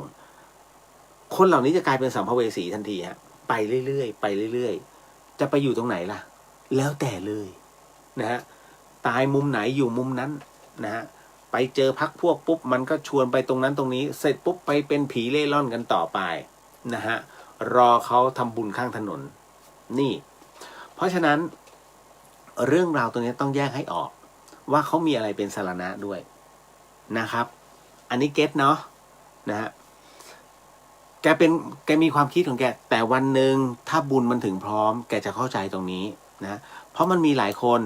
จำเรื่องของอาแปะได้ไหมอาแปะบริจาคเลือดอะหลายคนยังไม่เคยฟังนะฮะแต่ว่าโอ้โหเรื่องนี้ผมเล่าเยอะมากอาแปะคนหนึ่งเป็นคนที่ไม่ชอบทำบุญเป็นคนที่เกลียดการทำบุญมากเพราะอะไรทำไมต้องทำอ่ะใส่บาตรพระก็ไม่เห็นจะมาช่วยอะไรเราเลยเพราะฉะนั้นพระเอาอย่างเดียวเลยนี่เห็นไหมนี่คือกระบวนการคิดทำไมต้องทำบุญมีซองทำไมโอ้นะฮะเนี่ยบ้านตัวเองยังไม่ดีเลยทำไมต้องไปช่วยท่านทำไมต้องไปช่วยเขาแต่ปรากฏว่าเมียแกเนี่ยนะฮะเมียแกเป็นคนที่ทำบุญสุนทานก็จะพยายามอธิบายให้สามีฟังแต่ไม่เชื่อทุกอย่างที่เป็นทรัพย์สินไม่ให้กระเด็นยกเว้นถ้าเมียจะเอาก็คือต้องให้เมียให้ลูกแต่ส่วนตัวไม่กินอย่างเดียวเอาอย่างเดียวนะฮะหมายถึงว่าเอาเข้าของคนอื่นอย่างเดียวหมายถึงค้าขายไงนะฮะขอเป็นฝ่ายรับไม่ขอเป็นฝ่ายให้นี่คือแปะจนกระทั่งวันหนึ่งเมียเจ็บหนักไปเข้าโรงพยาบาลแกก็ต้องพาไปนะฮะพอไปถึงตรงนั้นเสร็จปุ๊บเนี่ยนะฮะแกเห็นความทุกข์ทรมานของเมียก็หมอช่วยเต็มที่นะผมมีเงินเยอะยังไงก็ได้นะช่วยเต็มที่หมอก็ช่วยเหลือเต็มที่ฮะคือไปเฝ้าภรรยาทุกวันนะฮะพอเสร็จปุ๊บปรากฏว่ามีคนมาชวนทำบุญมีพระมาเดินใส่บาตรแกไม่ใส่นะฮะก็เมียอยากใส่ก็ใส่ว่าไม่ใส่นะฮะมีคนมายื่นซองแกไม่ใส่นะฮะทำไมต้องให้เหมือนเดิมฮะนิสัยยังคงเหมือนเดิมแต่ความที่ดูแลเมียอย่างดีเนี่ยแกเต็มที่นะฮะนี่คือความดีถูกไหมฮะความรักคือความดีความรักคือสิ่งสวยงามนะคุณนะฮะแต่คราวนี้ปรากฏว่าในวันนั้นเองมีผู้ป่วยหนักแล้วก็ทางโรงพยาบาลก็ประกาศเสียงตามสายใครที่มีเลือดกรุ๊ปพิเศษนี้ช่วยมาบริจาคหน่อยเพราะโรงพยาบาลของเราใกล้จะหมดแล้วเหลือถุงสุดท้ายเมียรู้ว่าแปะเป็นมีเลือดกรุ๊ปนี้เธอไปช่วยหน่อยดิบริจาคบริจาคเลือดเถอะมันไม่เสียหายหรอกกับการไปช่วยแบบนี้ทำได้ไหมถ้าทำไม่ได้ก็ไม่ต้องมาคุยกันอะไรจะใหญ่ที่สุดในครอบครัวฮะ เมีย แปะเลยไป เอาว่าเมียสั่ง ให้แบบไม่เต็มใจนะยื่นแขนปุ๊บจึ๊กเขาให้เสร็จปุ๊บก็บริจาคนะฮะหลังจากนั้นก็ขึ้นมาหาภรรยาต่อสุดท้ายได้ข่าวว่าคนไข้ที่แปะบริจาคเลือดให้รอดชีวิตครับคุณผู้ฟังพอรอดชีวิตเสร็จปุ๊บเนี่ยกลายเป็นความดีใจแกไม่เคยทำอย่างนี้มาก่อนแล้วช่วยเหลือชีวิตคนการช่วยเหลือชีวิตเนี่ยนะฮะด้วยจิตวิญญาณแบบเนี้ยมันเขาเรียกบุญมันมหาศาลแล้วช่วยถูกคนไงประมาณว่าเหมือนกับช่วยคนบุญน่ะปรากฏว่าเย็นวันนั้นหลังจากที่ดีใจได้ไม่นานฮะแปะถึงคาดถูกรถชนตายปั้งเสร็จปุ๊บครูบาอาจารย์ก็เลยดูว่าบุญไม่เคยทำก่อกรรมอย่างเดียวนะฮะเอาอย่างเดียวเลยนะฮะกอบโกยอย่างเดียวเลยดูซิมันจะไปอยู่ขุมไหนปรากฏว่าครูบาอาจารย์ตกใจฮะเฮ้ยทำไมแปะมันไม่ลงข้างล่าง แต่แปะมันอยู่ข้างบนปรากฏว่าสิ่งที่ได้รับนะฮะ Data ตรงนี้ครูบาอาจารย์ท่านบอกว่าอ๋อแปะใช้เลือดตัวเองเป็นประกันทำไมอัวจะไม่เคยทำบุญอัวยังช่วยชีวิตคนเลยล่าสุดเลย อ้างกับโยมบาลล่าสุดเลยเนี่ยบริจาคเลือดแล้วเขารอดชีวิตนี่เป็นความดีไหมนะฮะนี่คือพลังบุญนะที่แปะได้รับแม้ทั้งชีวิตไม่เคยทำเลยแต่ปรากฏว่านี่คือบุญครั้งเดียวที่แปะเคยทำแล้วถึงคาดพอดีเขาเรียกอารมณ์ที่ทรงอยู่อ่ะเป็นอารมณ์ของคนที่ดีใจที่เพิ่งทำบุญแล้วมันไปทรงอารมณ์ความอิ่มตรงนั้นจึงขึ้นไงฮะเพราะฉะนั้นอะไรสำคัญที่สุดทั้งชีวิตคนทั้งหมดทั้งมวลนะฮะจิตสุดท้ายคนจิตสุดท้ายเนี่ยสำคัญสุดนะถ้าจิตสุดท้ายเนี่ยอิ่มไปด้วยสุขติภูมิอิ่มไปด้วยพลังบุญอันนั้นคุณไปในสุขติภูมิฮะพระพุทธศาสนาสอนเสมอแล้วกล้าฟันธงเป็นศาสนาเดียวในโลกที่กล้าฟันธงเรื่องนรกสวรรค์ผีเทวดานะฮะพญานาคมีศาสนาไหนมันกล้าพูดไม่มีแล้วทุกคนจะตามเลยจริงปะวะจริงปะวะนะฮะที่คนไทยพระไทยมันชอบนั่งหลับตามันจริงปะวะมันได้แบบนั้นสุดท้ายเป็นไงฮะคอร์สสมาธิเกิดขึ้นยันเมืองนอกมิใช่ตรงนี้เหรอฮะที่เขาคอยตามเราทีละนิดแล้วสุดท้ายตามได้ด้วยมหาวิทยาลัยมิชิแกนนะฮะพยายามศึกษาเรื่องของจิตวิญญาณนะครับทุกวันนี้นะผมยังก๊อปคำเอาไว้เลยทั้งหมดทั้งมวลของอเมริกาเรื่องเกี่ยวกับวิญญาณให้ศึกษาโดยเฉพาะเลยนะฮะนะว่ามีจริงแค่ไหนซึ่งเป็นหลักสูตรเลยฮะเฮ้ยน่าตกใจมากแต่คนไทยมึงงมงาย นี่ฮะคนไทยนะครับอันนี้เก็ตนะครับว่าไม่ใช่ว่ามันเป็นมิจฉาทิฐิแต่มันเป็นความเข้าใจตรงนั้นแม้คนที่ไม่เคยทำบุญแต่จิตสุดท้ายเมื่อทรงอารมณ์ความเป็นกุศลยังไงก็ขึ้นนะฮะเพราะฉะนั้นอย่าไปโทษใครเห็นชั่วๆแบบเนี้ยนะโอ้โหเดี๋ยวปล้นฆ่าลักจี้ชิงปล้นทั้งหลายเสร็จปุ๊บทำไมสุดท้ายมันขึ้นวะอ๋อไอ้นี่มันทำบุญกับพระสุปฏิปันโนนี่เองนะฮะจิตสุดท้ายทรงอารมณ์อยู่ถูกวิสามันซะแล้ว นะฮะแต่ขึ้นไงเพราะมันทรงอารมณ์สุดท้ายแต่กรรมที่เคยทำเอาไว้ไม่ใช่ไม่ได้รับนะฮะแน่นอนมันต้องมีฮะข้ามภพข้ามชาติถ้าจะรอให้เป็นเทวดาตกสวรรค์ได้ไหมถ้าไม่รู้จักว่าจะต้องทำยังไงต่อก็ตกสวรรค์ก็ลงนรกนะตอนนั้นแต่ถ้าลงนรกไปแล้วมันยังใช้ไม่หมดหรอกคุณถูกไหมชีวิตคนเรายังต้องดำเนินต่อไปเลยทุกวันนี้เราต้องทำกรรมไปทำบุญไปคาบเกี่ยวกันทุกวันแต่อะไรมากกว่ากรรมเดี๋ยวเหยียบมดเดี๋ยวรถติดด่ามันนะฮะด่าพ่อล่อแม่มันถามว่าไม่ได้ยินไหมมันไม่ได้ยินหรอกมันอยู่ตั้งไกลรถก็ปิดอยู่ใครได้ยินแม่เราข้างๆได้ยิน แม่ก็หันกระทบกู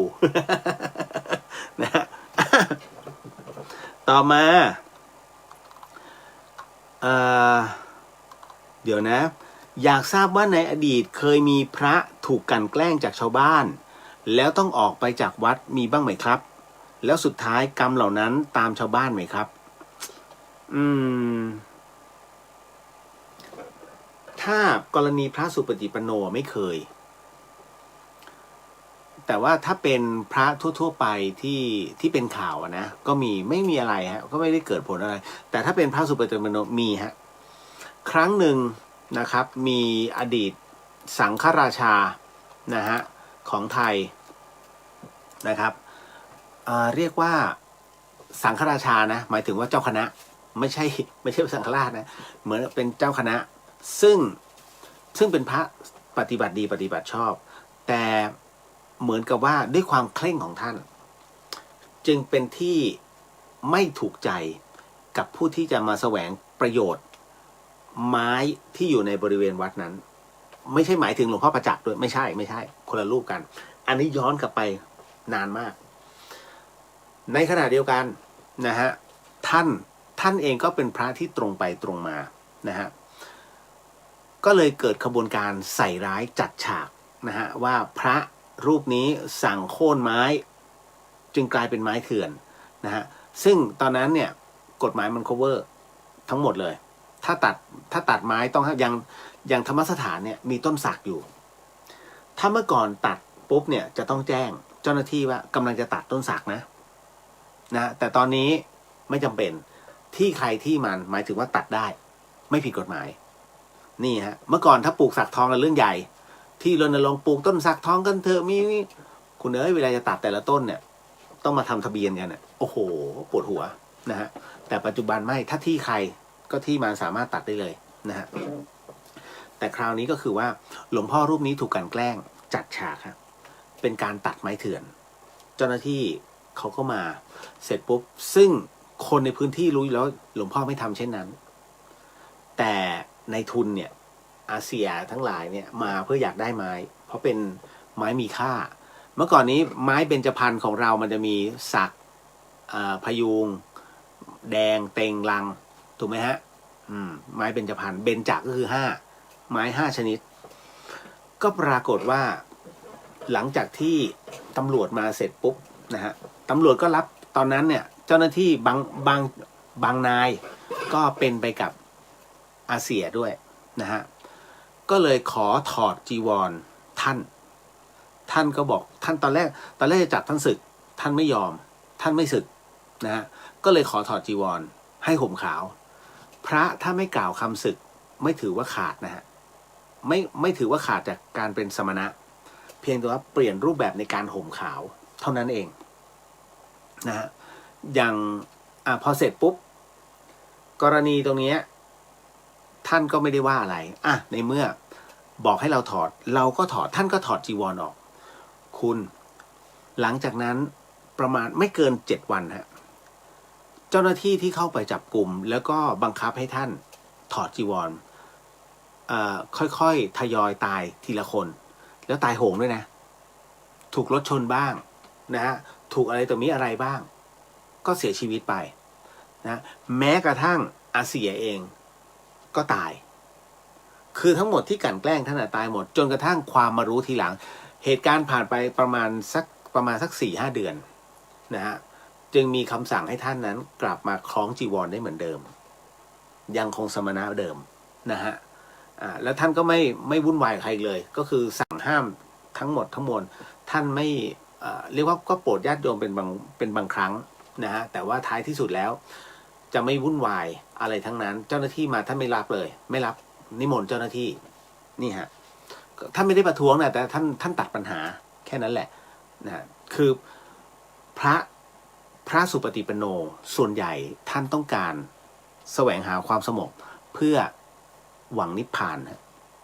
ท่านไม่ได้มาหวังจะต้องมาร่างรับญาติโยมไม่เพราะว่าทั้งหมดทั้งมวลเวลาบรรลุธรรมบรรลุได้เฉพาะตนรูปเดียวเท่านั้นท่านจึงต้องเคร่งแล้วก็เร่งปฏิบัตินี่ฮะเรื่องราวโอเคนะวันนี้หลายเรื่องอันเนี้ย พรุ่งนี้ผมติดงานขาวดำนะฮะ2 วันอันนี้บอกไว้ก่อนต้องอาจจะไปช่วยน้องที่ฮอดนะครับนิดนึงไลน์ไทยสวัสดีคุณเรียวสวัสดีครับผมนะฮะต่อมานะน้องหนินทำไมต้องเป็นบทโพชฌงค์ครับบทโพชฌงค์นั้นเป็นบทที่เรียกว่าพระพุทธเจ้าท่านก็เคยสวดให้นะฮะพระโมคคัลลาแล้วกระทั่งตอนที่พระพุทธเจ้าท่านทรงป่วยนะฮะพระโมคคัลลาก็เคยสวดให้บทนี้กับพระองค์แล้วก็ดีขึ้นเหมือนกันก็คือการสวดโพชฌงคปริตกับพระที่แตกหักก็คือเหมือนกับว่าสวดให้กับพระที่ป่วยพระที่อาพาธแล้วพลังจะกลับคืนมา9 จบนะ9 จบนะฮะต่อมาหมดแล้วอันนี้โอเคต่อมาฮะพระเมา เห็นกรรมพระเมาแล้วขึ้นเทศเราควรจะฟังท่านไหมครับพี่แล้วควรจะฟังไหมล่ะ ยอม วันนี้อาตมาก็กึมกึม อันนั้นเหมือนอาตมาต้องการกำลังใจ ไม่งั้นไม่มีฟิลในการเทศโยม นะฮะมีเคยเกิดขึ้นฮะแล้วเกิดขึ้นมาแล้วด้วยนะฮะสุดท้ายต้องนิมนต์กลับวัดแล้วก็ต้องแจ้งเจ้าคณะก็เรียบร้อยถอดซะจีวรคือจริง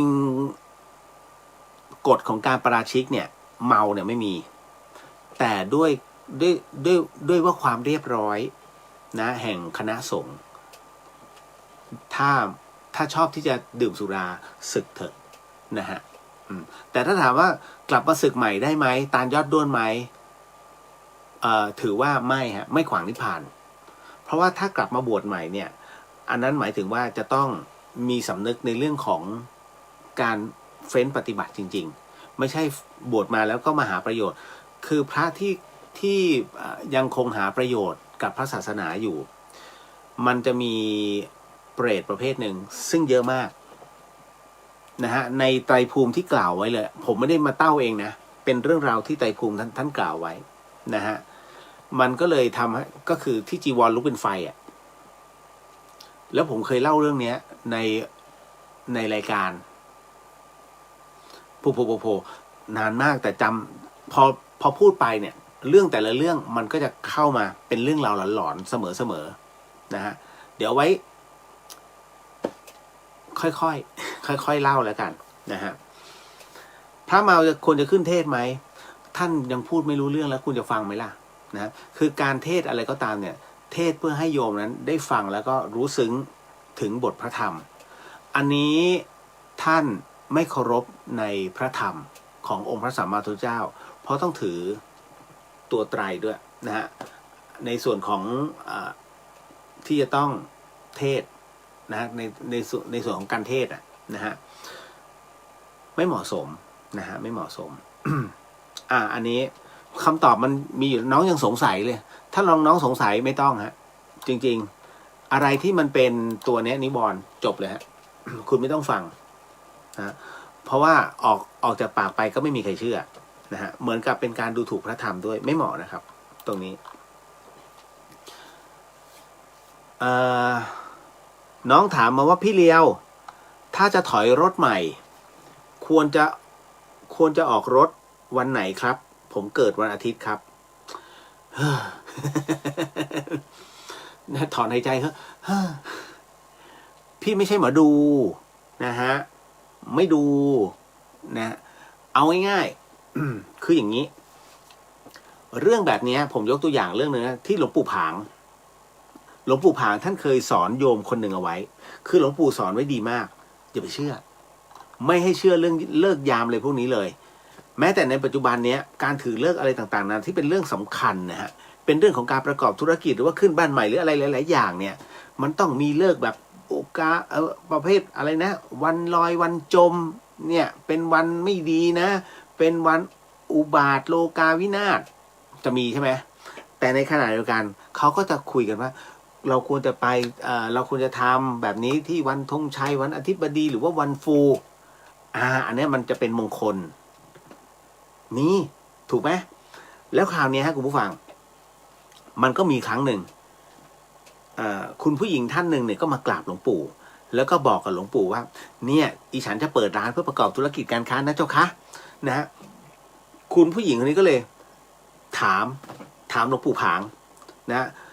หลวงปู่เจ้าคะเนี่ยวันไหนจะเป็นมงคลดีสำหรับที่อีฉันจะเปิดร้านหลวงปู่ก็เลยโอ้มันดีทุกวันนะโยมนะฮะวันพรุ่งนี้ก็ได้ยิ่งดียิ่งเปิดเร็วโยมก็ได้เงินแต่คุณนายเนี่ยคนเนี้ยนะก็คือคุณผู้หญิงเขาเลยเรียกว่าแย้งหลวงปู่พรุ่งนี้มันโลกาวินาศนะหลวงปู่นะฮะหลวงปู่ก็เลยบอกไปว่าหลวงปู่ผางท่านก็เลยบอกว่าไม่เคยได้ยินวันโลกาวินาศเลยโยมนะฮะได้ยินแต่วันอาทิตย์แล้วว่าวันจันทร์คุณนายก็บอกหลวงปู่เจ้าคะไอ้วันโลกาวินาศอะไรแบบนี้เขามีมานานแล้วหลวงปู่อีฉันเนี่ยก็พยายามจะดูวันธงชัยวันอธิบดีวันฟูอะไรแบบนี้ที่เป็นวันมงคลแล้วเจ้าค่ะหลวงปู่ก็เลยถามว่าแล้ววันนี้วันอะไรนะฮะก็ได้คำตอบว่าวันนี้เป็นวันฟูเจ้าค่ะคุณนาย แต่ร้านน่ะมันไม่เรียบร้อยก็เลยยังเปิดไม่ได้หลวงปู่ก็เลยคุณนายลองโยนก้อนหินลงไปในน้ำนี่นะก็โยนก้อนหินลงไปที่อ่างล้างเท้าของหลวงปู่ท่านนะฮะหลวงปู่ก็ถามว่าเนี่ยแล้วก้อนหินที่โยนไปมันฟูไหมจึงได้คำตอบว่ามันจมฮะ หลวงปู่ก็เลยสอนว่านี่ไงเนี่ยถ้ามันฟูจริงนี่แหละฟูมันจะฟูแล้วนี่มันฟูไม่จริงนี่ฮะแสดงให้เห็นถึงปฏิปทานะฮะของหลวงปู่ที่สอนด้วยไหวพริบของท่านในเรื่องของการใช้อุปกรณ์เลยฮะในการเผยแพร่ธรรมะสอนให้เห็นของจริงให้รู้ชัดว่าทุกสิ่งทุกอย่างประกอบไปด้วยเหตุและก็ผลหินมันเป็นวัตถุที่จมน้ำมันก็ย่อมจะจมน้ำมันไม่มีทางลอยฟูเหมือนวันฟูนะฮะท่านชี้ให้เห็นว่าเนี่ยวันเดือนปีมันเป็นแค่กาลและเวลาไม่มีผลต่อความเจริญรุ่งเรืองของแต่ละคนจบเลยฮะคุณนายรีบกลับไปเปิดร้านเห็นไหมหลวงปู่ชี้ให้เห็นธรรมะง่ายๆเบื้องต้นเห็นไหมหลายคนยังจะเอาไหมน้องยังจะถอยไหมพี่เรียวถึงได้บอกว่าถอยได้ฮะถอยเลยดูถอยวันที่สะดวกที่สำคัญคือเวลาถอยรถมาดูดีๆ นะคือมันก็มีนะมันเป็นเรื่องจริงมันเป็นเรื่องจริงฮะที่เกิดขึ้นนะครับที่เชียงใหม่เลยมีน้องแฟนรายการถอยรถมาเสร็จปุ๊บขับมาอย่างดีด้วยความระมัดระวังซ้ายขวารถป้ายแดงเนี่ยนะคุณอย่าไปตามเพราะถ้าคุณตามคุณจะปวดหัวมากเขาจะขับระวังเพราะกูเพิ่งออกจากโชว์รูมเสร็จปุ๊บเลี้ยวเข้าวัดนะหลวงพ่อช่วยเจิมหน่อยครับหลวงพ่อก็เจิมให้เจิมว่าพระคาถาอยู่10 นาทีผูกพวงมาลัยนะด้วยสายสิญจน์คือสายสิญจน์เนี่ยเวลาที่เขาผูกตรงพวงมาลัยเนี่ยมันเป็นฝ้ายปั่นถูกไหมฮะไอ้อันที่ใหญ่ร้อยหลวงพ่อท่านเสร็จเสร็จแล้วโยมครับเพื่อเป็นความเป็นสิริมงคลแก่ลูกและครอบครัวหลวงพ่อช่วยสตาร์ทรถหลวงพ่อเลยสตาร์ทรถชึ่งเสร็จปุ๊บหลวงพ่อก็จะลงเดี๋ยวก่อนหลวงพ่อมันไม่ได้การขับเคลื่อนชีวิตลูกเนี่ยมันจะต้องอาศัยหลักธรรมในการนำทาง อยากให้หลวงพ่อช่วยขับรถเดินหน้านิดนึงเพื่อให้ลูกนั้นได้มีชีวิตก้าวหน้าต่อไปโอ้โหสารพัดหลวงพ่อได้นะฮะหลวงพ่อก็เลยสตาร์ทพอหลวงพ่อเลยเข้าเกียร์แล้วก็เหยียบนิดนึงฮะพอมันสตาร์ทเสร็จปุ๊บหยุดตึ้งก็คือน้องให้บอกตรงนี้เบรกนะหลวงพ่อนี้ตรงนี้คือคันเร่งหลวงพ่อก็ไปตึ้งเสร็จปุ๊บ หลวงพ่อนิดนึงช่วยไปกับลูกหน่อยเอาบริเวณวัดหลวงพ่อเดี๋ยวลูกอยู่ข้างๆแล้วหลวงพ่อช่วยขับนิดนึงนะขอเป็นความเป็นมงคลเป็นสิริมงคลกับรถลูกหลวงพ่อก็เริ่มรำคาญเอาได้ไม่อยากจะขัดลูกศิษย์นะฮะหลวงพ่อก็เริ่มชึ่งสตาร์ทบิดพวงมาลัยพอบิดปุ๊บนะฮะพอบิดปุ๊บเสร็จปุ๊บเนี่ยพวงมาลัยมันไม่คืนคุณ บิดแล้วชนปั้งรถนี่ลูกศิษย์หน้าเสียเลยปรากฏว่าอะไรไหมไอ้สายสิญจน์เนี่ยได้ปั่นมันไปคาอยู่เป็นปั้น ตรงร่องพวงมาลัยมันก็เลยทำให้หักกลับไม่ได้ มันติดปม พอใจยังโยมถือว่าฟาดเคราะห์นี่ถ้าโยมไปถนนใหญ่เนี่ยอาจจะโดนรถชนตอนเนี้ยอาตมาชนให้ก่อน ไอ้นั่นก็หน้าถอดสีเค็ม ไม่หรอกจริงๆมันยุบไปหน่อยนึง หลวงพ่อชนอ่างน้ำ เห็นไหมคือบางทีทำอะไรก็ตามเนี่ยให้มันพอดีนะคือการให้พระท่านไปรบกวนท่านในสิ่งที่ท่านไม่ถนัดเนี่ยการให้พระปลุกเสกอะไรพวกเนี้ยก็ถือว่าเป็นการรบกวนทำให้ท่านอาบัติแล้วนะฮะอันเนี้ยถ้าให้ท่านขับด้วยเนี่ยเป็นการที่ท่านไม่อยากจะขับแต่น้องก็ยังให้ท่านขับเนี่ยไอ้อย่างเงี้ยยิ่งทำให้ตัวเองเนี่ยมันแย่ลงเพราะสิ่งที่ท่านไม่ ท่านไม่ได้เป็นพระเพื่อมาขับรถนะไม่งั้นท่านเป็นคฤหัสถ์ไปแล้วท่านมาเป็นพระเพราะว่าท่านปฏิบัติธรรมเพราะฉะนั้นถึงว่าแยกให้ถูกหลายๆคนแยกไม่ถูกไง นะฮะเอาพระไปปนกับความรู้สึกมันก็เลยเป็นอย่างนั้นนี่แหละฮะเคยดูประกันธนาชาติไหมนะฮะที่ลงยันทุกอนูของรถเลยโอ้ยถ้ามึงลงเงี้ยไปทำประกันเถอะ ถ้ากลัวขนาดนี้นะฮะแต่เรื่องความกลัวแบบนี้มันเป็นเรื่องจริงนะไอ้ที่ผมเล่าคือเรื่องจริงนะที่มันเกิดขึ้นที่เชียงใหม่ นะแต่ไอ้ที่บอกว่าอ๋อเนี่ยถ้าออกไปข้างนอกอันนั้นผมเล่าเองเล่าตั้งแต่ตอนนั้นจนตอนเนี้ยคือเติมให้ได้อรรถรสนิดหนึ่งแต่จริงๆแล้วไม่หรอกคือท่านไม่ได้ตั้งใจไอ้น้องนั้นมันเข้าใจนะฮะเพราะว่าไอ้ตัวนี้มันเข้าไปขัดแล้วหลวงพ่อถ้าไม่รู้ไงนะแต่โชคดีตรงที่ว่าไม่เป็นมันขับแต่เป็นหลวงพ่อขับก็เลยไม่ได้มีอะไรมากมายนะฮะถ้ามันขับมันรู้สึกว่าโอ้ชีวิตตกต่ำแต่นี้พระขับไปชนเองไม่เป็นไรรับได้ นี่ฮะนะคือทั้งหมดทั้งมวลนะมันมีอะไรที่มันคือเรื่องราวสนุกนะคุณเวลา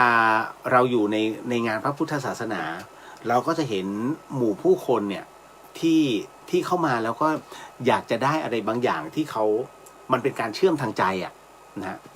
นั่นแหละเราก็จะคือถามว่ามันเป็นบทเรียนที่ดีนะและทำให้เราได้พิจารณาด้วยว่าอ๋อเนี่ยนี่คือความต้องการของแต่ละบุคคล